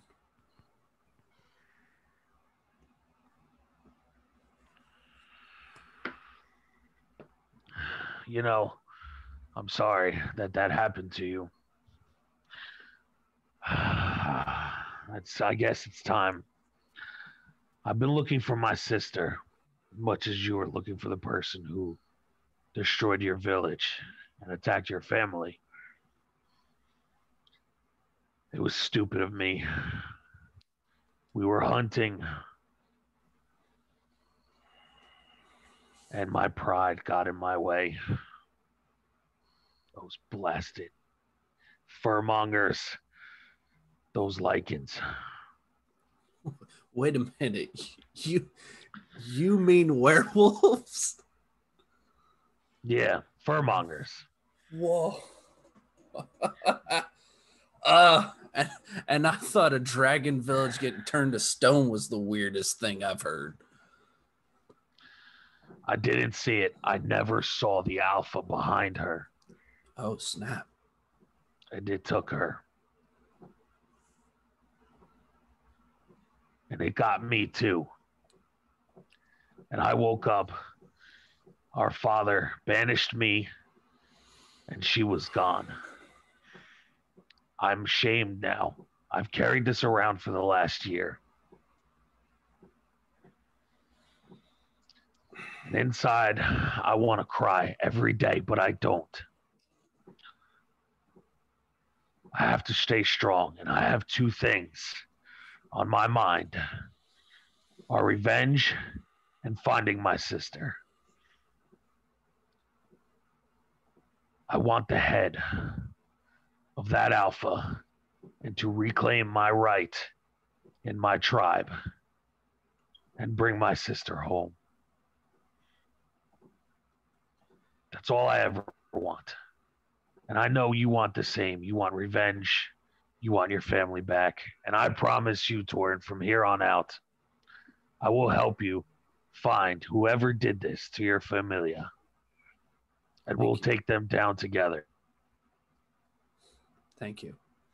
And as I do that, say that I raised the Morning Star that I took from the Bugbear Chief, and I give it to Torrin. Here. This is going to come in handy, I'm sure of it. This means a lot. Yeah. And I promise you, Tarook, that we're going to find your sister.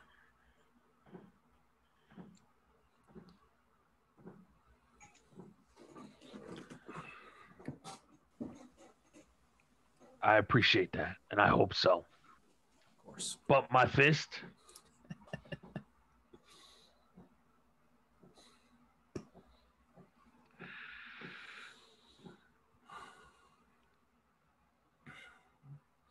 Right. Guess we should probably wake up Corallos. It's about his turn. The lazy bastard.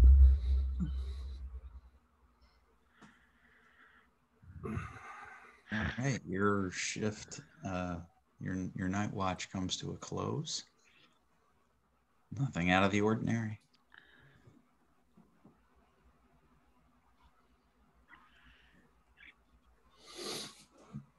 We now rise Corallos for his watch.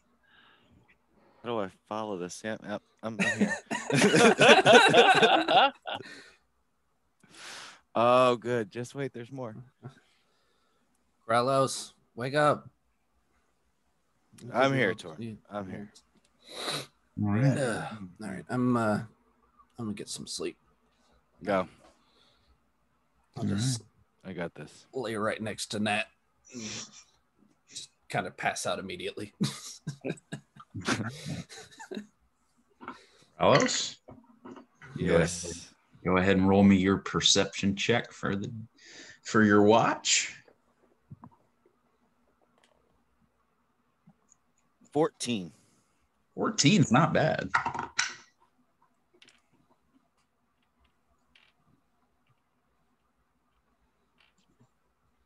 You don't see anything out of the ordinary.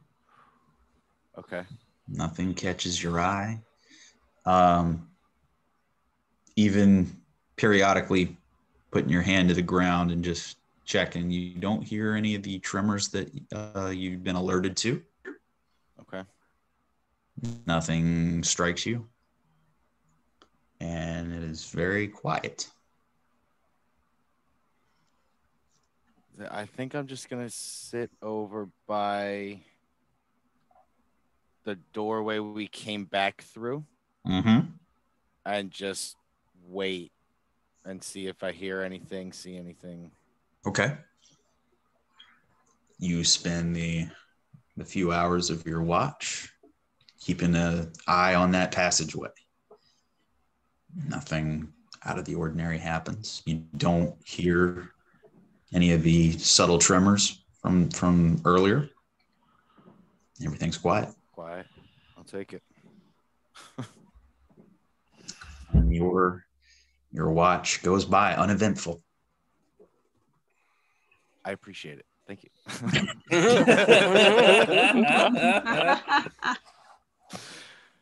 All right. I know what you mean.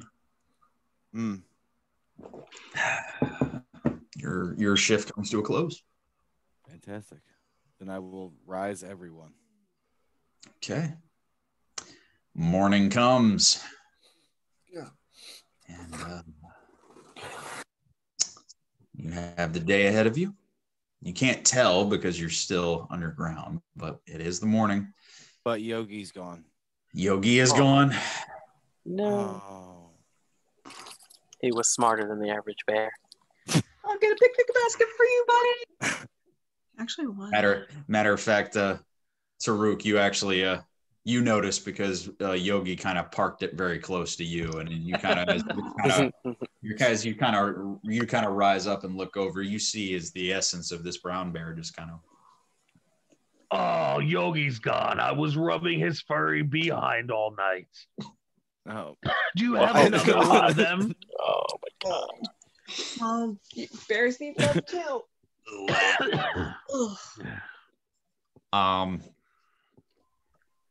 Torrin, I will say that since it was bequeathed to you, you had enough time to attune to it. All right. Through your watch and overnight. So, I'll tell you what I told him because I wrote this stuff down. Chaos. It is called Chaos Star. It is a morning star. It does 2d8 damage +3. Hold that for me. My thing's messing up. Chaos. Come on. Good thing. There we go. Okay. Chaos Star. 2d8 +3. Okay. And I still add attack bonus, correct? Yeah, just your normal attack bonus. Yeah. Nice. Okay, +3 is just for the damage. It's 2d8 +3 on the damage. Cool. And like what Corallos said, the most that you know is that there are magical effects probably upon kills, but you don't know what they are.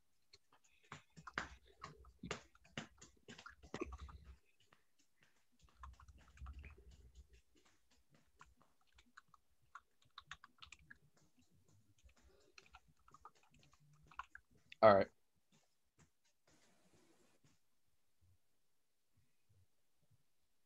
That's it. All right.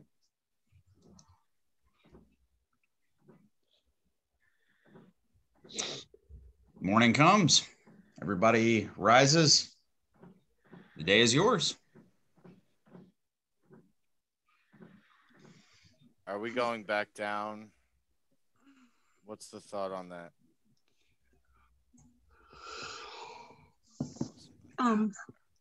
Did any of you guys happen to feel any more tremors or anything overnight? I just slept good. Well, I mean, I would kind of like to see like if there's anything in that right tunnel section. I mean, we can't say we fully investigated it if we didn't. You know what I mean? I agree. I think we should be more cautious this time down. I agree. I agree wholeheartedly. Tarook? Hey, big guy. He's in.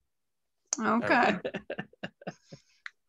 If everyone's up, I suggest we start heading down. Corallos, do you and Tarook want to take lead? Again, me middle, and then Torrin and Beldan follow up. That's fine with me. Everyone cool with that idea? You're taking lead, you said? Yeah. Anything for the pretty lady. Well, thank you, Tarook. You seem like you woke up on the right side of the dirt mound this morning. Yeah, because I just, took down a bugbear chief. He's still. And you were cuddled. Oh, go ahead. I was just gonna say he's still riding that high. Yeah, absolutely. Yeah. And you were enjoying it so much you snuggled up with a snuggle fur butt. Yes, I did. And it was glorious. Poor Yogi will probably never forget that if he ever decides he wants to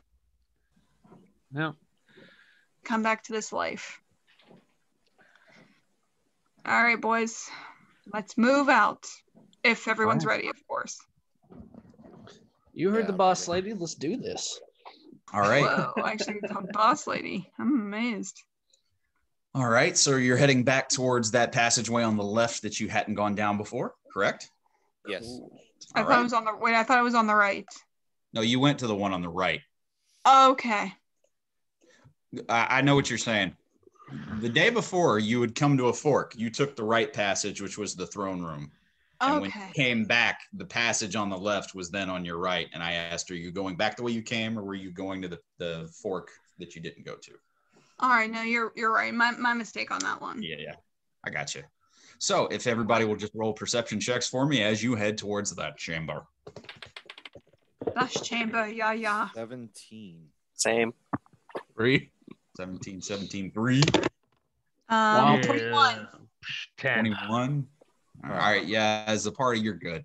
No tremors, nothing out of the ordinary as you make your way through that left passageway. It's about the same distance that you traveled to get to the throne room, but you find another chamber. It's a hollowed out spherical chamber that's been opened up.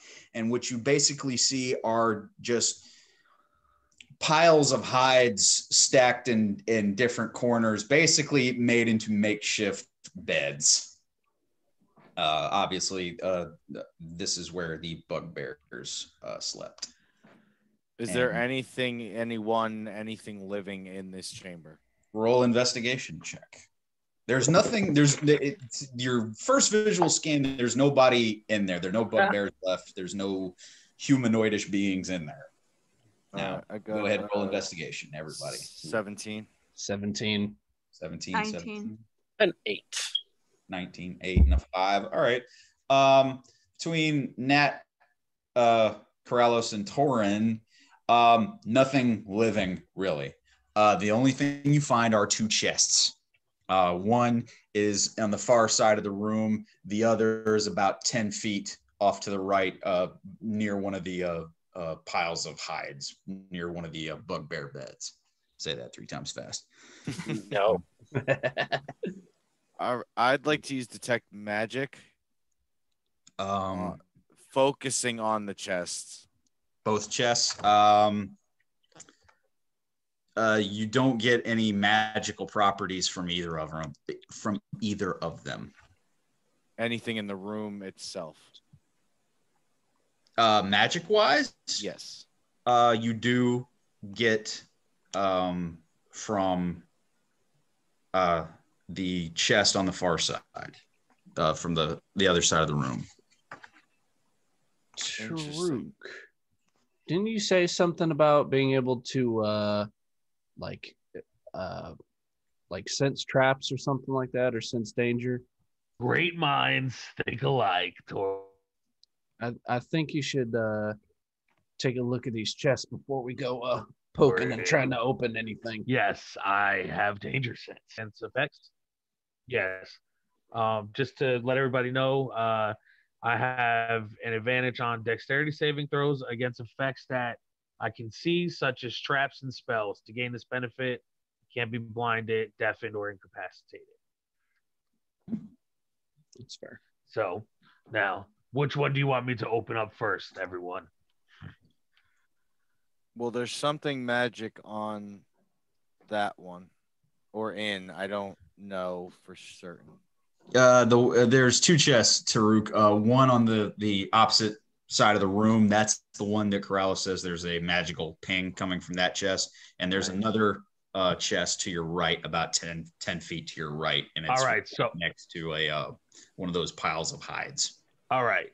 I will start with the one to my right next to the hide. Okay. All right, so I'll open that one first. What do I roll for this? You go to open it. It is locked. Is locked. This one's locked, guys. So open it. Well, wait. I love you, baby. Is there anything? Is there anything like magic around like the lock? Like anything? No, his detect magic would have caught if it was a magical lock. It's not a magical lock, but it is locked. Would have caught right. Something around. Do we want to search for a key, or do you want me to bash it open? Beldan? Do you, man? You're not going to listen to me anyways. You're possibly right. I mean, gave you a shot, but, Nah, do you, how man? it goes, tiny turd. All right. I'll ask somebody else then. Corallos, want me to bash it open, or shall we search for a key?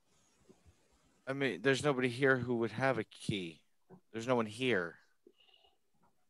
Unless they left the key next to the chest, which kind of defeats the purpose of the lock. I mean, we can look. All right. It's up to you. I'll bash it. All right. I'm just going to bash it. Bash, open it. Okay. Go for it. Yeah, I'm going to go for a bash. Roll for the attack to bash the lock. All right.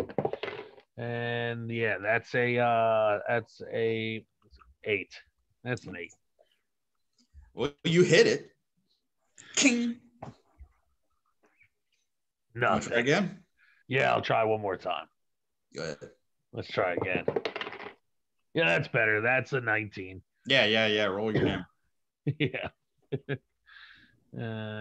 What's it made out of? It's a wooden chest with, this steel hinged, typical chest. All right, and that's a D8. Mm-hmm. There, 9 points.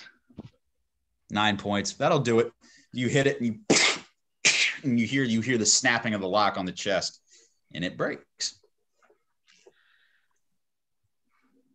We'll look inside. Yeah, you see a couple pouches with coins. Ooh. Hey, look, I have some money here. Shake, shake, shake, shake, shake. And grand total,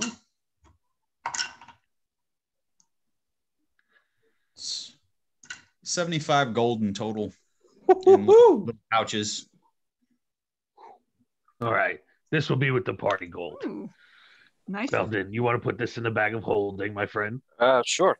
There you go. Awesome. Another 75. Actually, Corallos is keeping tabs on our money there. I got it, yeah. Sweet. All right, and now the other one, I'm going to go over to the other one. You try to. And I'm going to need you Corallos to... What's happened? All right. I'm frozen. There he is. Tell me, Tarook, does a 21 hit? Yes, it does. Okay. And what you see is that pile of hide, which you thought was a makeshift bed for the bugbears. Some of the hides start to open up, and you see teeth as this creature comes up and bites you. Oh, no. Damn it. Is it like a little bite? Is it like a big bite? Well, first of all, you got to tell me 21 does hit, correct? Yes, 21 does hit. That's 7 points of piercing damage as this pile of hides just chomp down on your leg. Ow! Damn it! What the hell is this? Get off of me! Get! You just hear snarling noise. It's this weird thing of like what could be hides and a pillow and something. It what was once made to look like a makeshift bed has teeth, and now you see two eyes pop out on the top of it and move around, kind of like the monster manual out of Harry Potter, and it's just snapping at you. I want to smack it upside its head. I definitely want to take a swing. Yeah. Go ahead, and everybody, if you will, roll me some initiative. All right. Nat 20. Oh, nice. I kind of wasted it. Okay. 16. 2.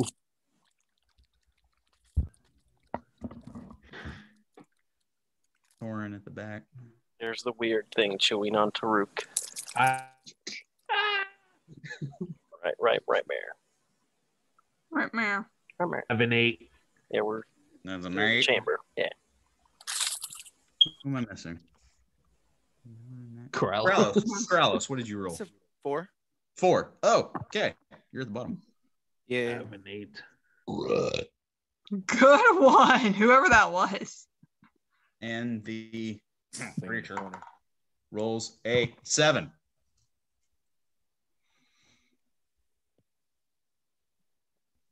All right, Beldan. So there's something gnawing on him, essentially. Yes. There's this odd makeshift thing of hides and 2 eyeballs, and there's teeth and what looked like a pillow. That's so weird. All right, I'm gonna hit it. Yeah, I'm gonna hit it. It's freaking weird. 15. Yeah, that hits. Nice. Not hard to hit, buddy. All right, let's see. It's gonna be. Where's mine? Here it is. All right. 6 points. 6 points. Got it. And you hit it. You hear a. It's still. By the way, it is latched onto Tarook. It has not let go. Oh, that's it for me. All right. Kill him with fire. Beldan, Nat, you're up. Tarook, you're on deck. All right. Now, how many of these creatures are wrapped around Tarook's leg? It's one creature. Basically, a bed grew teeth and eyes and latched onto Tarook. Okay. I'm going to take my short sword and I'm going to strike at it. Yeah, roll for the attack. Not attack. Not attack. Not attack. 15. Does it hit? 15 hits. Noise. Fantastic. Daddy, watch my leg. I'm watching your leg. I'm watching your leg get gnawed on. I'd be worried if she slips and goes higher. 6 damage. 6 damage. Nice. That's a small target. Now, is that it for your turn, Nat? That is it for my turn. I'm trying to All right. get this thing off. So, Rook, you are up, and the bed is on deck. Can I try to grab it off my damn leg and hold it in the air? You pull it can try. You have disadvantage on it. Oh, because it's biting me?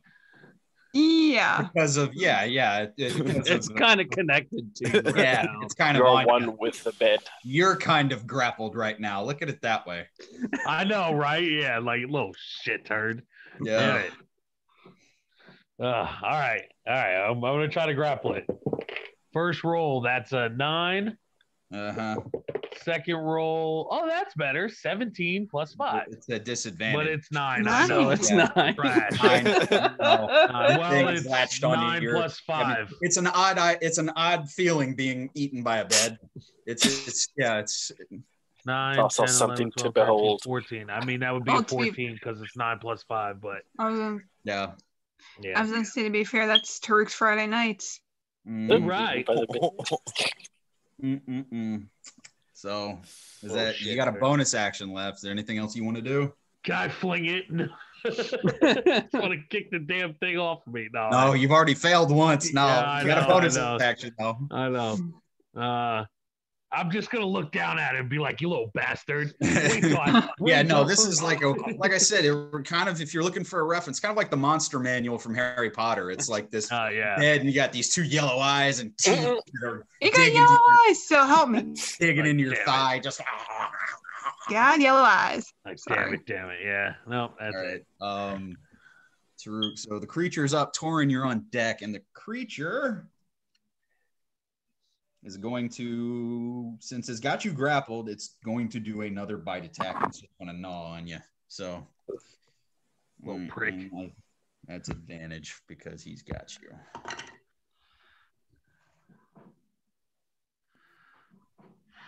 Does an 18 hit? Yeah, that hits. All right. 18 as he chomps down. 11 points of piercing damage as this thing is Jesus. just. Oh my Christ. God. Jesus Christ. I'm good. Damn it. I'm going to use my stone's endurance. All right. Do it. Do it. Jesus Christ. That's a D12. There we where are you? There you are, little buddy. The D12. And that is, plus my con. So that is 14. So that again. All right. So you shrug it off the bite and you kind of tense up the muscles in your legs kind of tense up. And that thing's, it's still got you, but you're fighting it off and you don't take the damage on that last bite. So that's it. Torrin, you're up, and Corallos, you're on deck. I'm gonna take a swing at this thing. Do it. Come on, Torrin. Get it off. God, Oh, there, that works. There we go. A 10. 10 does not hit. Damn. So what's happening is this thing is gnawing on Tarook, and Tarook's kind of like moving his leg around. You're trying to you're trying to swipe at it but not hit your friend, and you're like, and you just miss it. It's a tough little bugger. Yeah. Anything else you want to do?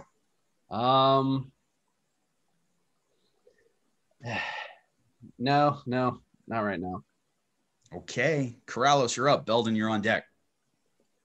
All right. Can you move me, I guess, up and around Nat? Yeah. Can you go one more angled above? Like that? Yes, perfect. And then I'm going to... It's made out of the bed. It is the bed. It is the bed. I'm going to cast Firebolt.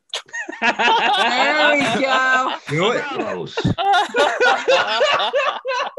Sorry, my nuts off. Again, Tarook breaks the fourth wall. He's really aiming for my nuts, guys. Literally. 17. 17 hits. Oh my god. All damage on Firebolt. Oh no. 6. 6 points of damage. Bam. You see as Corallos kind of moves around to get a good shot at it, and you're kind of waiting to just like, and now, and you release a firebolt from your hand, and it hits the bed. You see this fire licks up around it, and you hear the you heard it. Perfect. Good job. Man. That is everything. Yes. All right. Corallos, you're done. Beldan, you're up. To be animated as well. Corallos, fireball. All right. Beldan, you're up. Nat, you're on deck. Okay. Oh no. Oh no, I don't. No, like it's gonna that. eat that 20, is what? Yes. 20? Yeah, nice. Eat that 20. Let's go. Do it.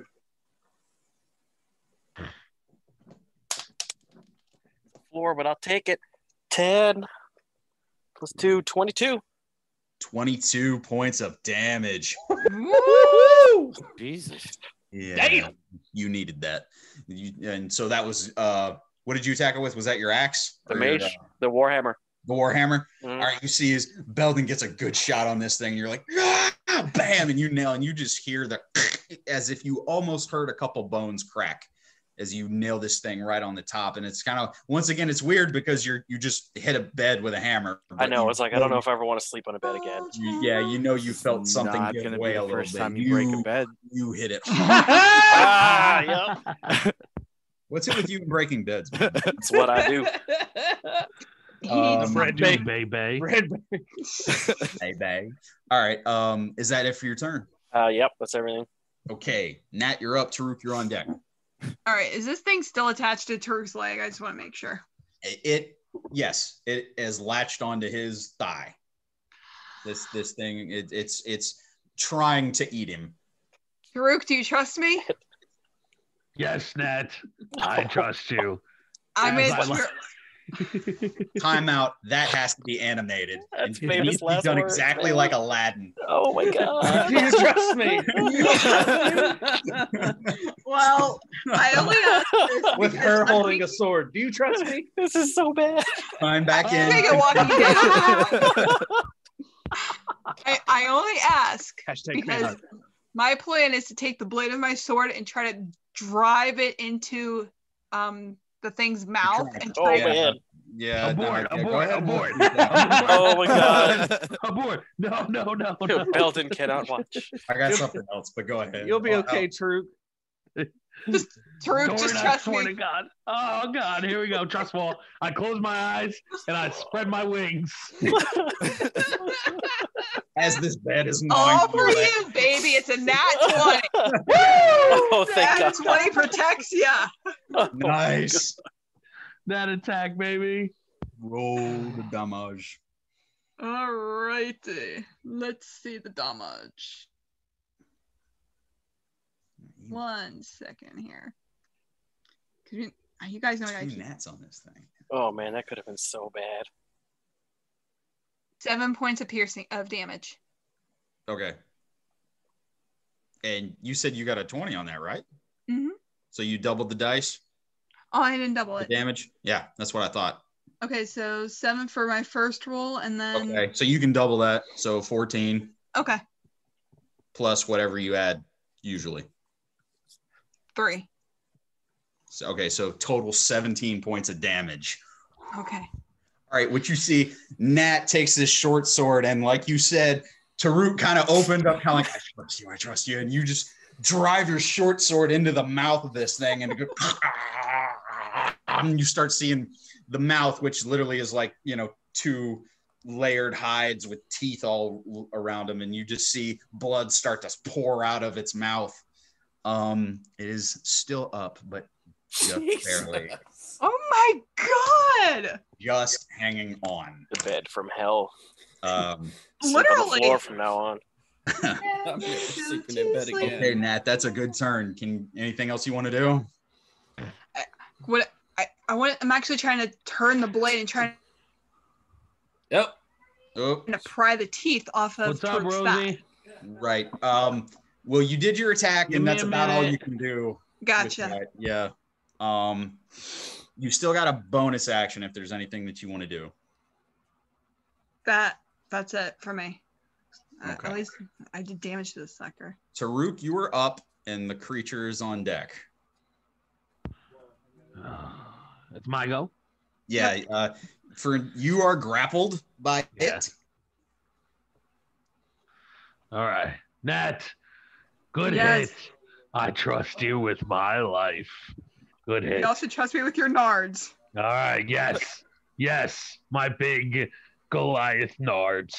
Yes, I trust you with My that. good nards. I'm going to attack. I'm going to take my warhammer and just Goliath got nards. break down on it. You can Please attack. don't shatter my own femur. That is a 15. 15 does hit. Yes. 15 hits, and then it is my D8. Let's grab you. Come in here.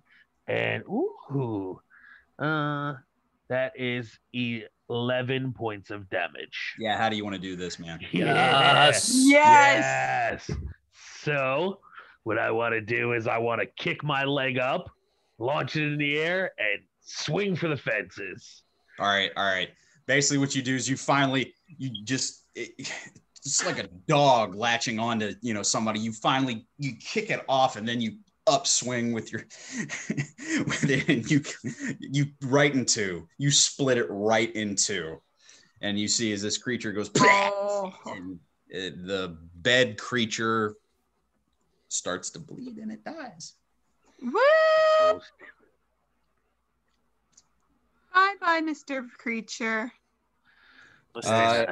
If you're curious about the thing, I'm gonna say, give me survival. I think that's appropriate. I think I can agree. 17. I want to know what the hell that was. I have 16. I have a 19. Okay. With all of that, I'm gonna say, who had the 19? Me. Okay, Nat. You do know there are certain creatures that have the ability to shape change into objects. And this was one such creature, and you're fairly sure that it was a mimic. Okay. And you know that often mimics they pose as common items or inanimate objects. To lure into a false sense of security. It's very difficult to sense them or to sense them. Gotcha. But that's what it was. Ooh-wee. And it's dead. Oh. We killed the bed. Yep. Beldan, I'm going to need some healing, my friend. Can you take a look at these wounds? I don't know, man. If I get close to you, you're going to crush me with your hammer, or? I mean, I might crush you with my Goliath nads. Come over here and let's find out. I'll pass.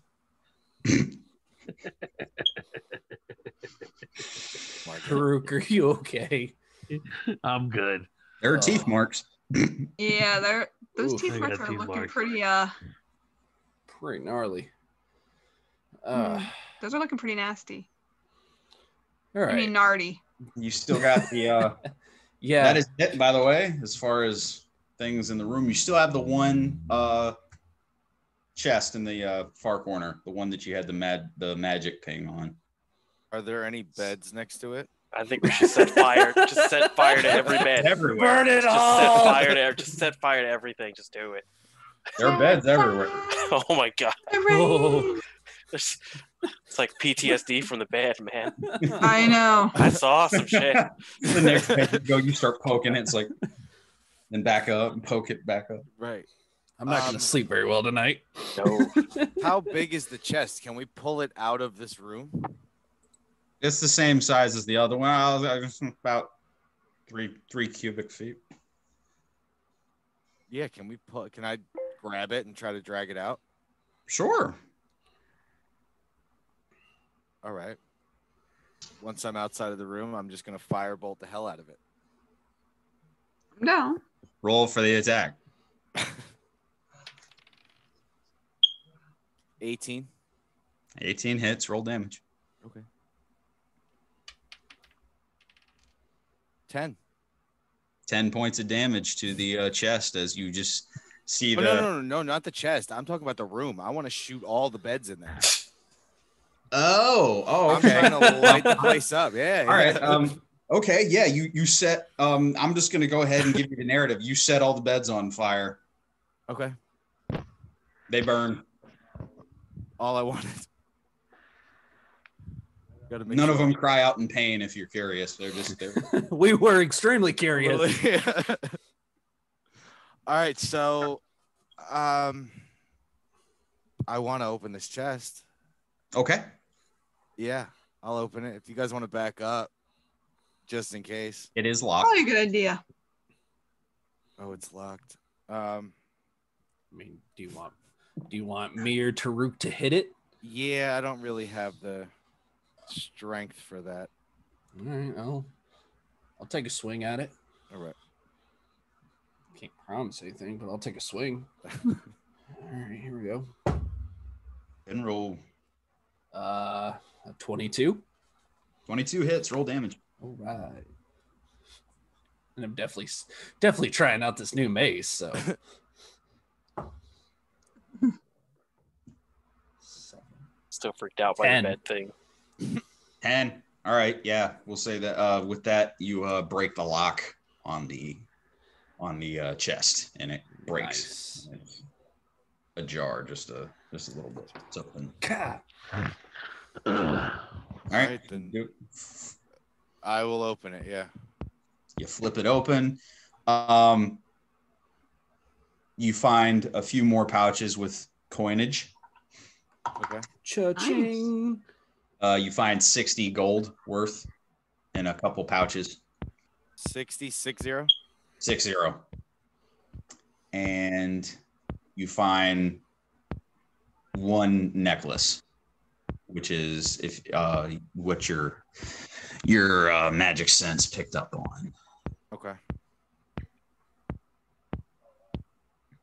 Who's muting and unmuting like that? That was my bad. All right. It's like, dude. I'm like, what's going on? Your campaign just become the telltale heart. It's not my dolls. I don't think. There we go. All right, I guess I will grab that. Put everything Coins in the necklace. Yeah. All right. That's it for that room, yeah? That's it. Nope, there's nothing else. The rest of the beds are on fire. Both chests are open. You have looted the contents. All right. Are you guys ready to head out? Yeah. That might be a good idea before we inhale too much of the smoke. I'm ready to go. All right. Okay. Sorry. All right, so you're heading out of the chamber, heading back to the central mine shaft out the way you came. Mm-hmm. Yeah. Okay. I'm going to say for narrative's sake, you do not run into any further enemies. You know how to avoid the traps that were laid by the kobolds. So you spend roughly about an hour to get back through everything and come back out on the other side. And you find yourself at the entrance to the mine shaft, and you see the sun for the first time in about a day. Oh. So what's that bright thing in the sky? It's the sun, Torrin. I'm gonna go check on Quark, make sure he's still there. Yeah. Yeah, softly. Your little your little hidden cove that you made to hide Quark and Finn. You find Finn there at a campfire with Quark, the battle donkey. None the worse for wear. And Finn greets you and you guys are back. Great. A friendly face. Right? Oh my goodness. Not trying to kill us. Finn, you have people you've seen come out of there? Yeah, I saw these like bugbears run out, but I wasn't gonna get in their way. I hid. You're a smart man, Finn. You're a smart man. Where do we go from here, y'all? Well, the way I see it, we can either go back to the guild and claim our contract, claim that contract, or claim the reward for the contract, or we can head back to town, to Bryn. It's up to you guys. We were supposed to find out why there was fighting amongst bugbears and goblins. We have not done that. Yes, I took out their chief, but that still doesn't solve the issue. So we cannot cash in on this contract. That's a good point. That's a good point. But we didn't. We were also figuring out why the bugbears and goblins were fighting each other, correct? And they just were both teamed up against us. Yeah, it seemed like they're teamed up against us because I have a feeling Dathan had something to even do with the goblin. Yeah, I have a question for anyone who can answer this. Do we still have the contract? Yes, like the written contract. I believe Beldan has it. Who put up the cash for it? Who put up the money? This particular contract was it was raised money by the people of Brine. The contract that was for eliminating the centaurs was backed by the Chamberlain. Sephiroth. I mean the Chamberlain guy. Yep, he's a wonderful man that's paying us a lot. That paid us quite a bit of money. And anybody who wishes, you can roll an intelligence check for it. I kind of get where you guys are asking, so go ahead and roll an intelligence check if you would. Anybody who's interested, if you'd like to know more. Natty Tower 2. 20. Natty 20. I am not. I have a 19. Yeah. Nine. The I have a 19. Specifics of the contract. 19. Yes, and the specifics of the contract is investigating the bugbear activity. You do know that there was conflict with goblins, but you also found them pretty much as slaves to the bugbears. And like I said, I think the day before, somebody rolled on that. That's not uncommon for bugbears. If they can bully anything, kobolds, goblins, humans, whoever, anybody that they can put into slave work to just bolster the strength of their clan, that's not uncommon. And you have found evidence of that. You also found evidence of conflict originally around the entrance of the mine shaft of goblins and bugbears, because you did find bodies of both. They were just trying to enslave them, essentially. That's why they were fighting. Correct.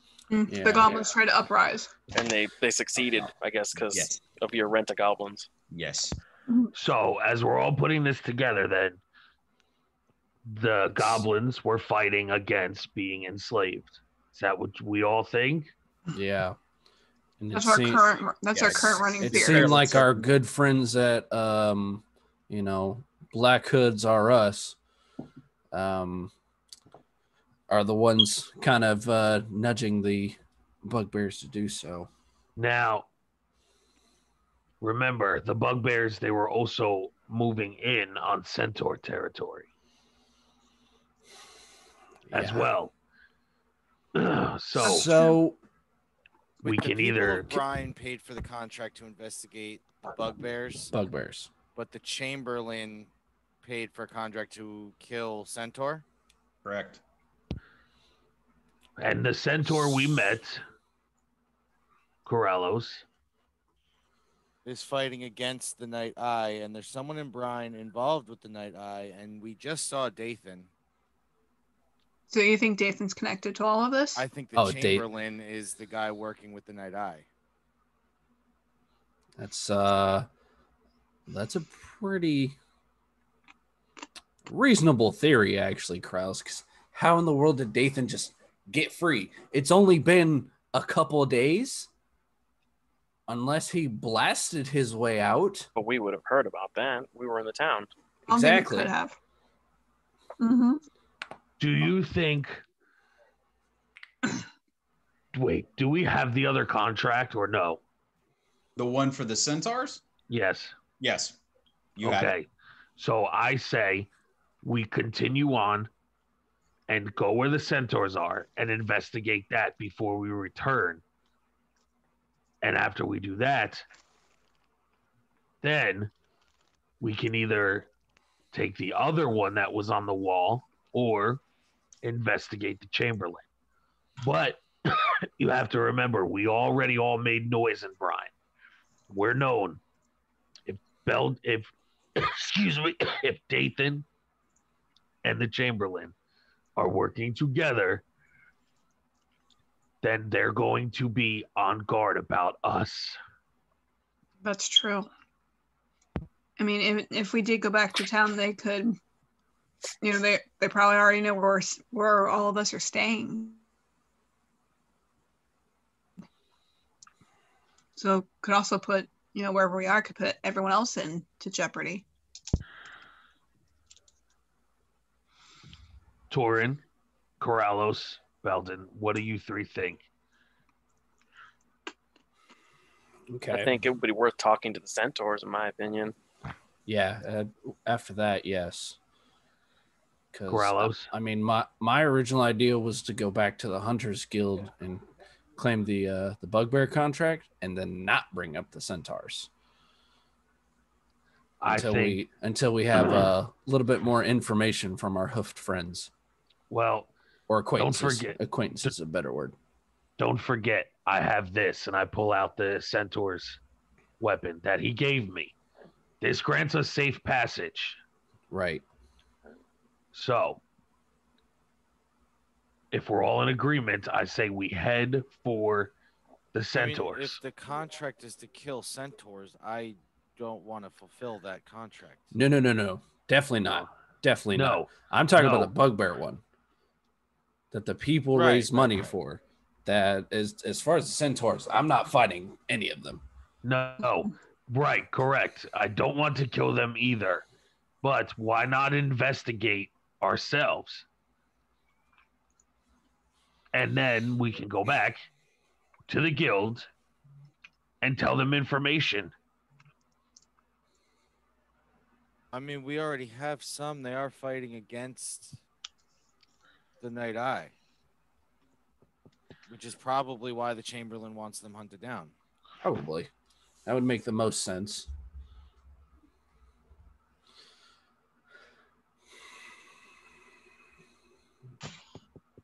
Beldan, what do you think? Been awfully quiet over there.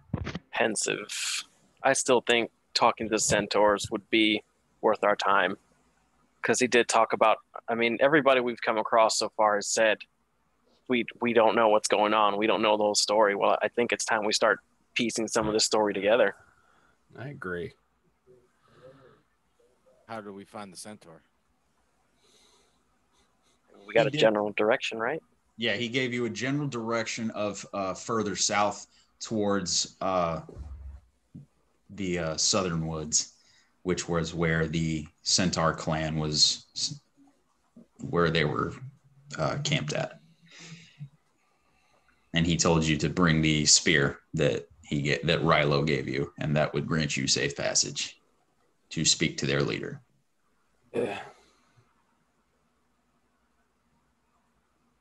I mean, if that's what we want to do, I see no sense heading north just to turn around and head all the way back south. We should just head south from here. Yeah, I think It that's is, a good idea. from what you know of the contract and everything, to get to the southern woods, it was going to be a little bit longer of a journey. It's roughly about 5 days away, further south.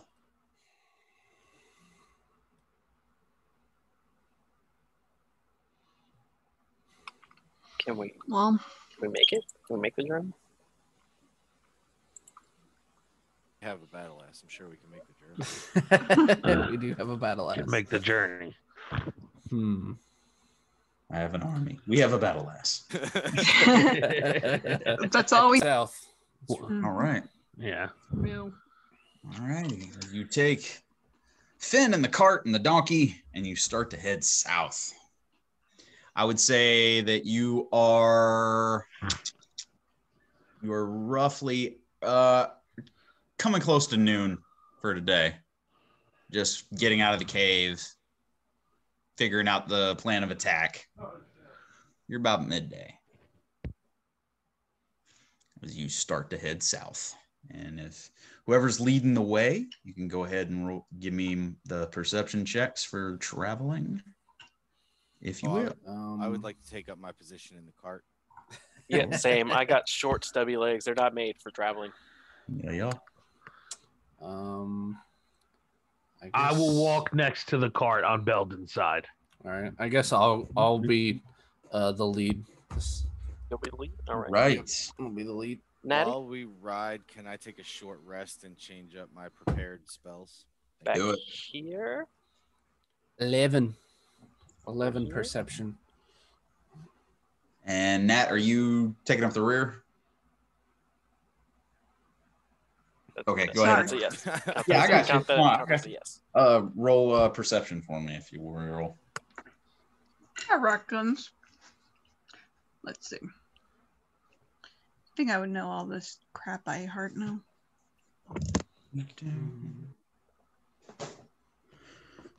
So much. 16.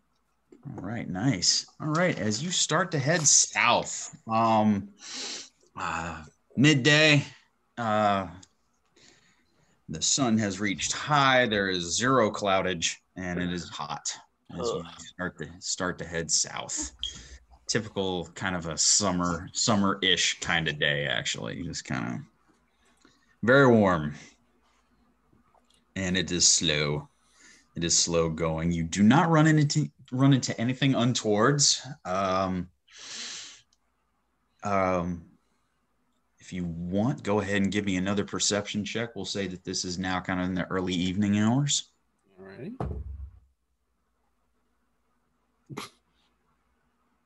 2. 21. I Savior about it. Yeah. Torrin, man, it's hot. Nat with a 21. Once again, you don't notice anything too much out of the ordinary. You catch typical signs of what little wildlife there is. Once again, this is very open, kind of open green, sporadic clumps of groves of trees, but no, it's fairly open. You don't see anything out of the ordinary throughout the day. If there's anything that you guys wish to do throughout the day, please let me know. If not, I'm just going to keep rolling. Beldan, Tarook? you and I, my friend, we need to have a talk. Corallos, if you could please hop off the cart and just walk ahead for a minute, please. I will. Thank you, my tiefling friend. So, Beldan. So, Tarook? I sense there's some disdain coming from you. Not disdain, a little bit of wariness.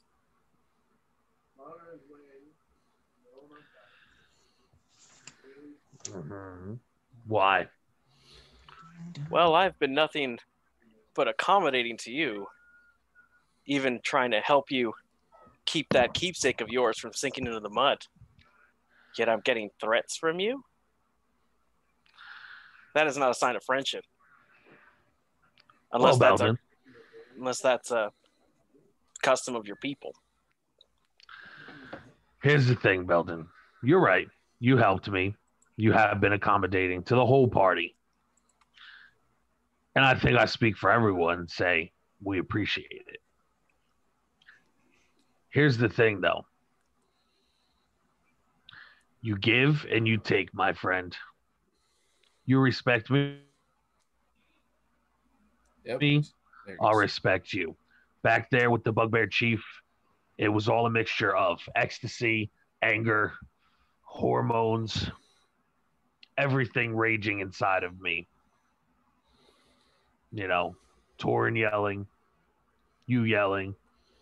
But Tarook, friend, I never said a word. You did. But it's all right. We'll let it go.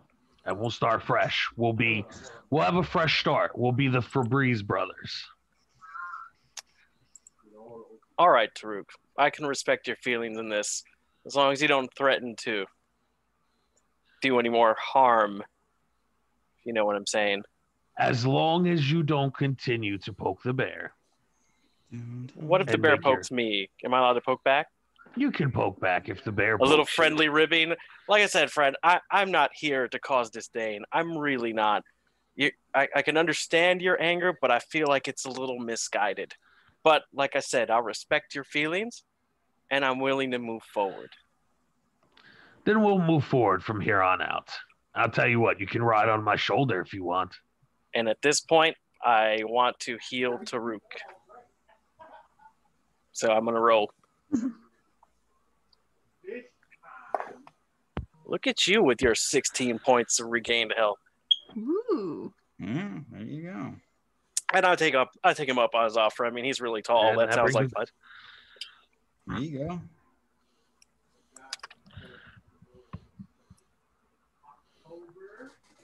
Spell slot taken away.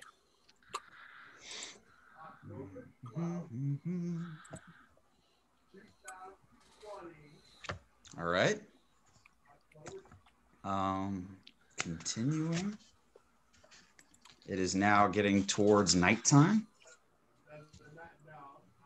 If there's anything else anybody wants to do, we are getting ready. You're getting very close to the times that y'all usually set up camp. Anybody know any good body songs? Body songs? Some road music? I have my bagpipes. You keep those the hell away. Your devil contraption. You keep that away. Unfortunately, I'm not much of a singer, so. Us dragons are taught to use our breath from like a small age, so. Does anybody have a deck of cards? We could play strip poker. I mean, I'm already half naked, so I may lose, but. Unless you want to strip down your what kind of hair you got on your body. Well, Nat, maybe you can help me with that, pretty lady. Hey, I already saved your nards, so. We'll call it shave poker. Yes. Every hand you lose, a body part gets hair removed. And the DM is horrified. The scaled guy can't play. I get it. Hey, man, we're specious today. What do you want? Well, at least you're honest about it, There are people in Brian that don't like to say that they hate Dragonborns. Chamberlain. God, I hate that guy. I don't know what it is. All right. We are reaching dusk as the sun starts to go down and the stars are starting to come out. It's turning to nighttime. What do you do? Well, we'll set up camp. Corallos, if you could bring some mold up to protect Quark and Finn, yes, sorry. It's been a long day. I know, it's okay. That's why I'm helping you with your big brain. Yes, all of us too. And I will take the first watch. All right. I'll take second. I'll take third. So it leaves me last.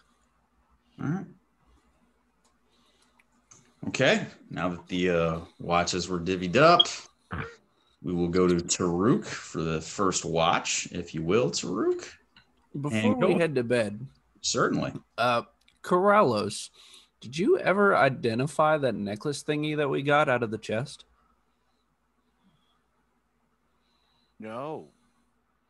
I'm thinking about that before we headed to bed, because I know you were fiddling with your spells and your magic stuff.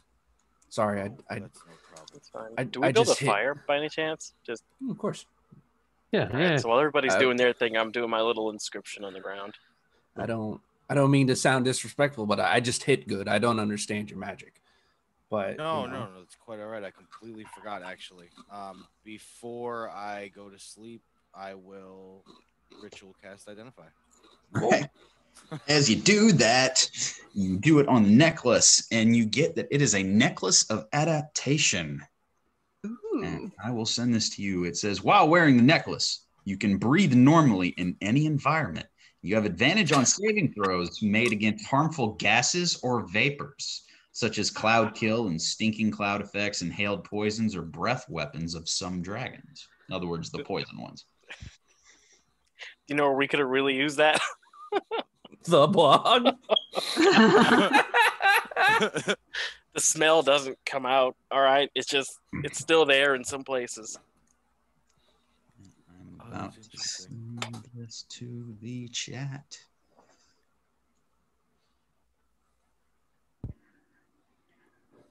Does that have like an ending effect, or it's like as long as you have the necklace on? Requires attunement as long as you're wearing it.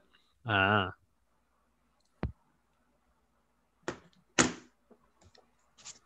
Necklace of adaptation. Nice. Does that count underwater as well? No, I think it's just like, like cloud effects. Okay.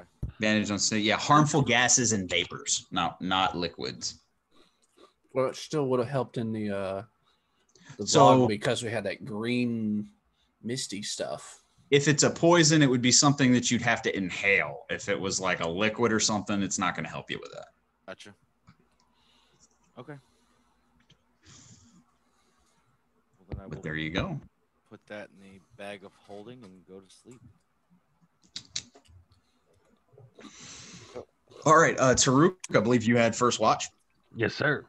So go ahead and give me a perception check. Ooh. And that is a 15. Ooh. 15. Not bad, sir. Not bad at all. What you see is a very familiar sight that you had seen a couple days ago, and you see the landscape is lit up once again by the fireflies, and these the same ones that you'd seen a couple days ago that were very large, almost the size of some dogs actually, and you see once again as the very clear night is lit up with the dozens of these giant fireflies. And you just glancing about, you don't see anything that catches your eye beyond that. You do catch, since it is a open sky tonight, you do catch a glimpse of the moon, and keeping track of things. You roughly have about 2 days.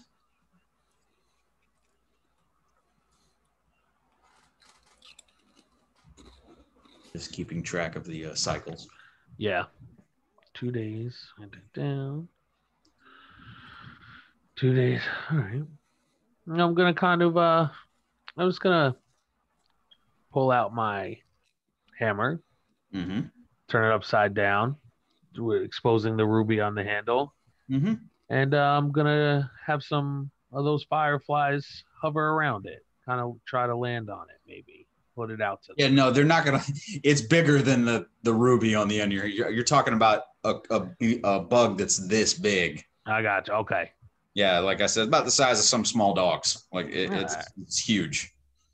But they don't bother you. They don't come near you. You don't see anything beyond that.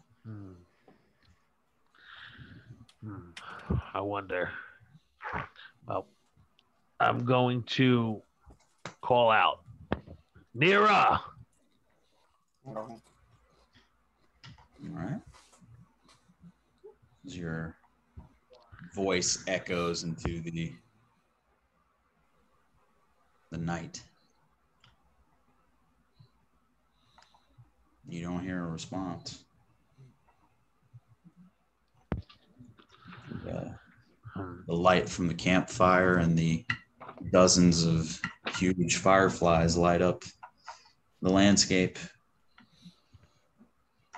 You don't hear anything besides the typical sounds of the insects and the outdoors. All right. Well, yeah, it's about time, and I go over, and it was Torrin, you were next, right? Yep. I go over and I give Torrin a nudge. All right. Oh, Torrin, your breath, man. Come on. No wonder why Nat. Oh. It's your turn. Alrighty. Thanks, buddy. Yeah. Torrin, go ahead and give me the perception check for your watch. 13. 13, not bad. You see pretty much the same thing that I described to Tarook. Clear night, landscapes lit up by the giant fireflies that you've seen before. Kind of peaceful.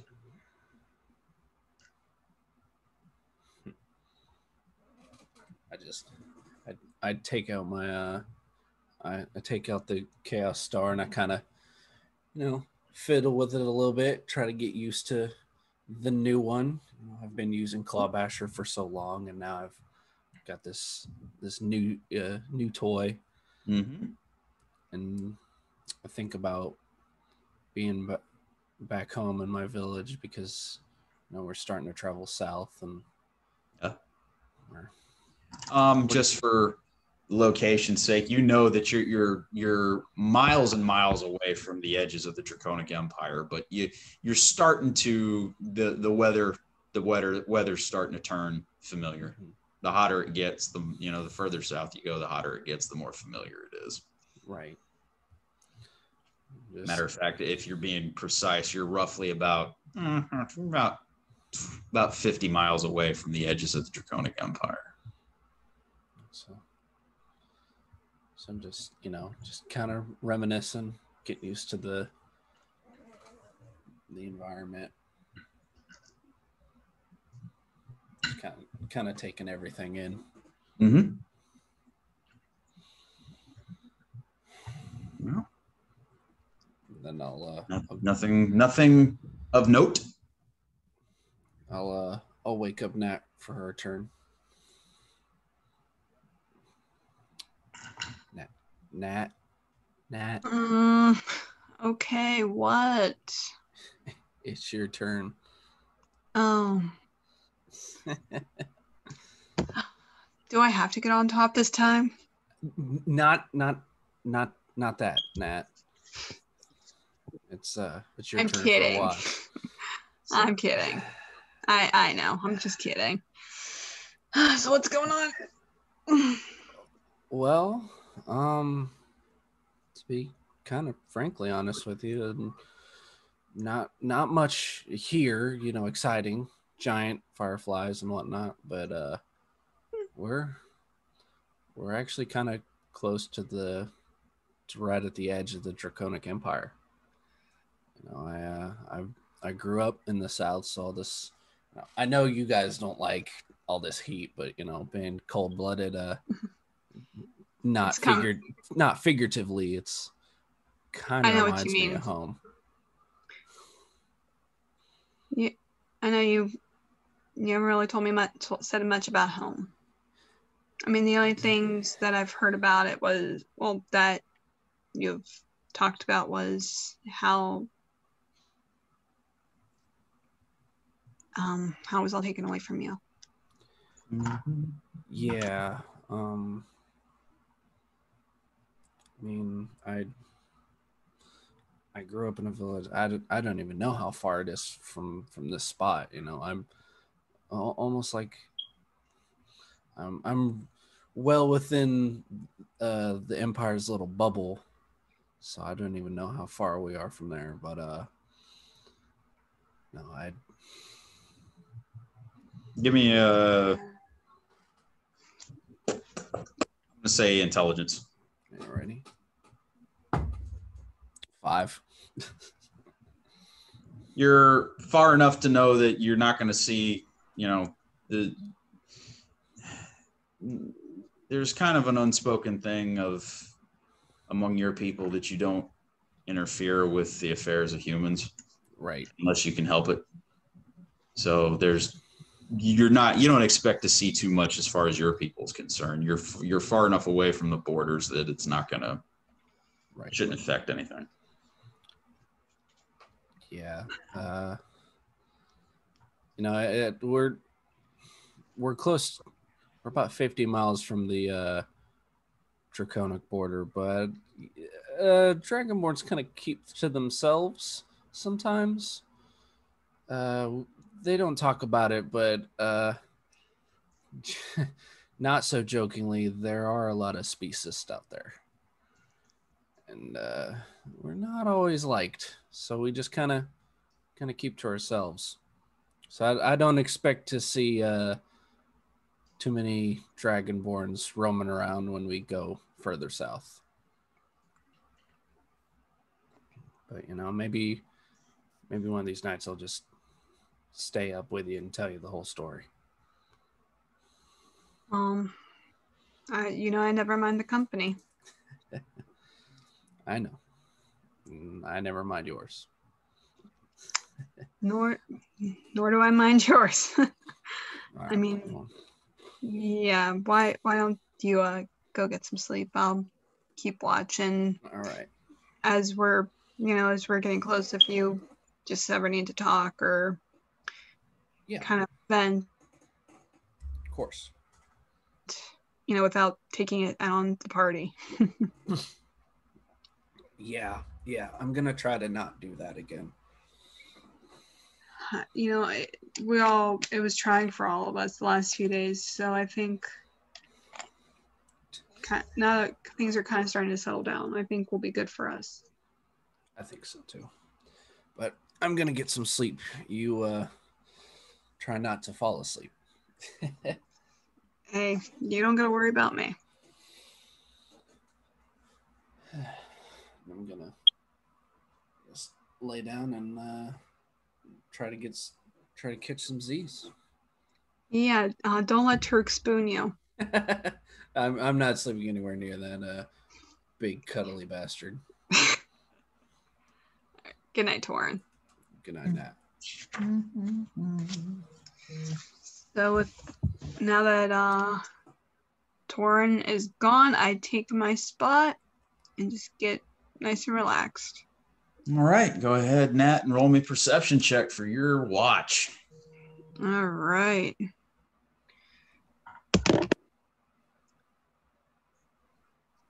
It is a dirty 20. Dirty 20. 20. All right. Dirty 20. Pretty much what I described to Tarook and Torrin. You've got it's a fairly clear night. It's a little warm, and the backdrop is lit up by these giant fireflies that you've seen before. It's very peaceful, very calm. There's nothing catches your eye. A couple of the fireflies get a little close to the campsite, but just out of idle curiosity. They don't make a move at you or anything. It's just you see one up close again as it perches near a bush near the campsite. It's huge, but it doesn't really bother you. It just kind of minds its own business. I just look at it and I just feel like the whelming urge of a child to reach out and just try to pet it like a puppy. Okay. It recoils back a little bit as you hear a chirping noise from it. It's like a. Oh, okay. I will leave you alone. I'm sorry. I do not wish to disturb you, Mr. Bug. You just hear just kind of like a clicking sound from it. So now that it's a little closer, you can hear it. It's not aggressive per se. It's there. Mm-hmm. It's just alive like we all are. Glow up a little bit, and a little more so than before. The added light from the abdomen of the firefly kind of ignites, and you kind of, just for a second, it made everything brighter, and then it dies down. Hey, buddy, did you do that to try to frighten me, or are you excited someone's talking to you? Oh my god, I'm having a conversation with a firefly. Yeah, you just hear clicking noises. I'm sorry, Mr. Bug. It flies off. Wow. I'm not even in tune with nature anymore. It's pretty sad. Just kind of set off with my own thoughts until it's time for the next watch. Mm-hmm. You do that. Your watch goes by fairly uneventful.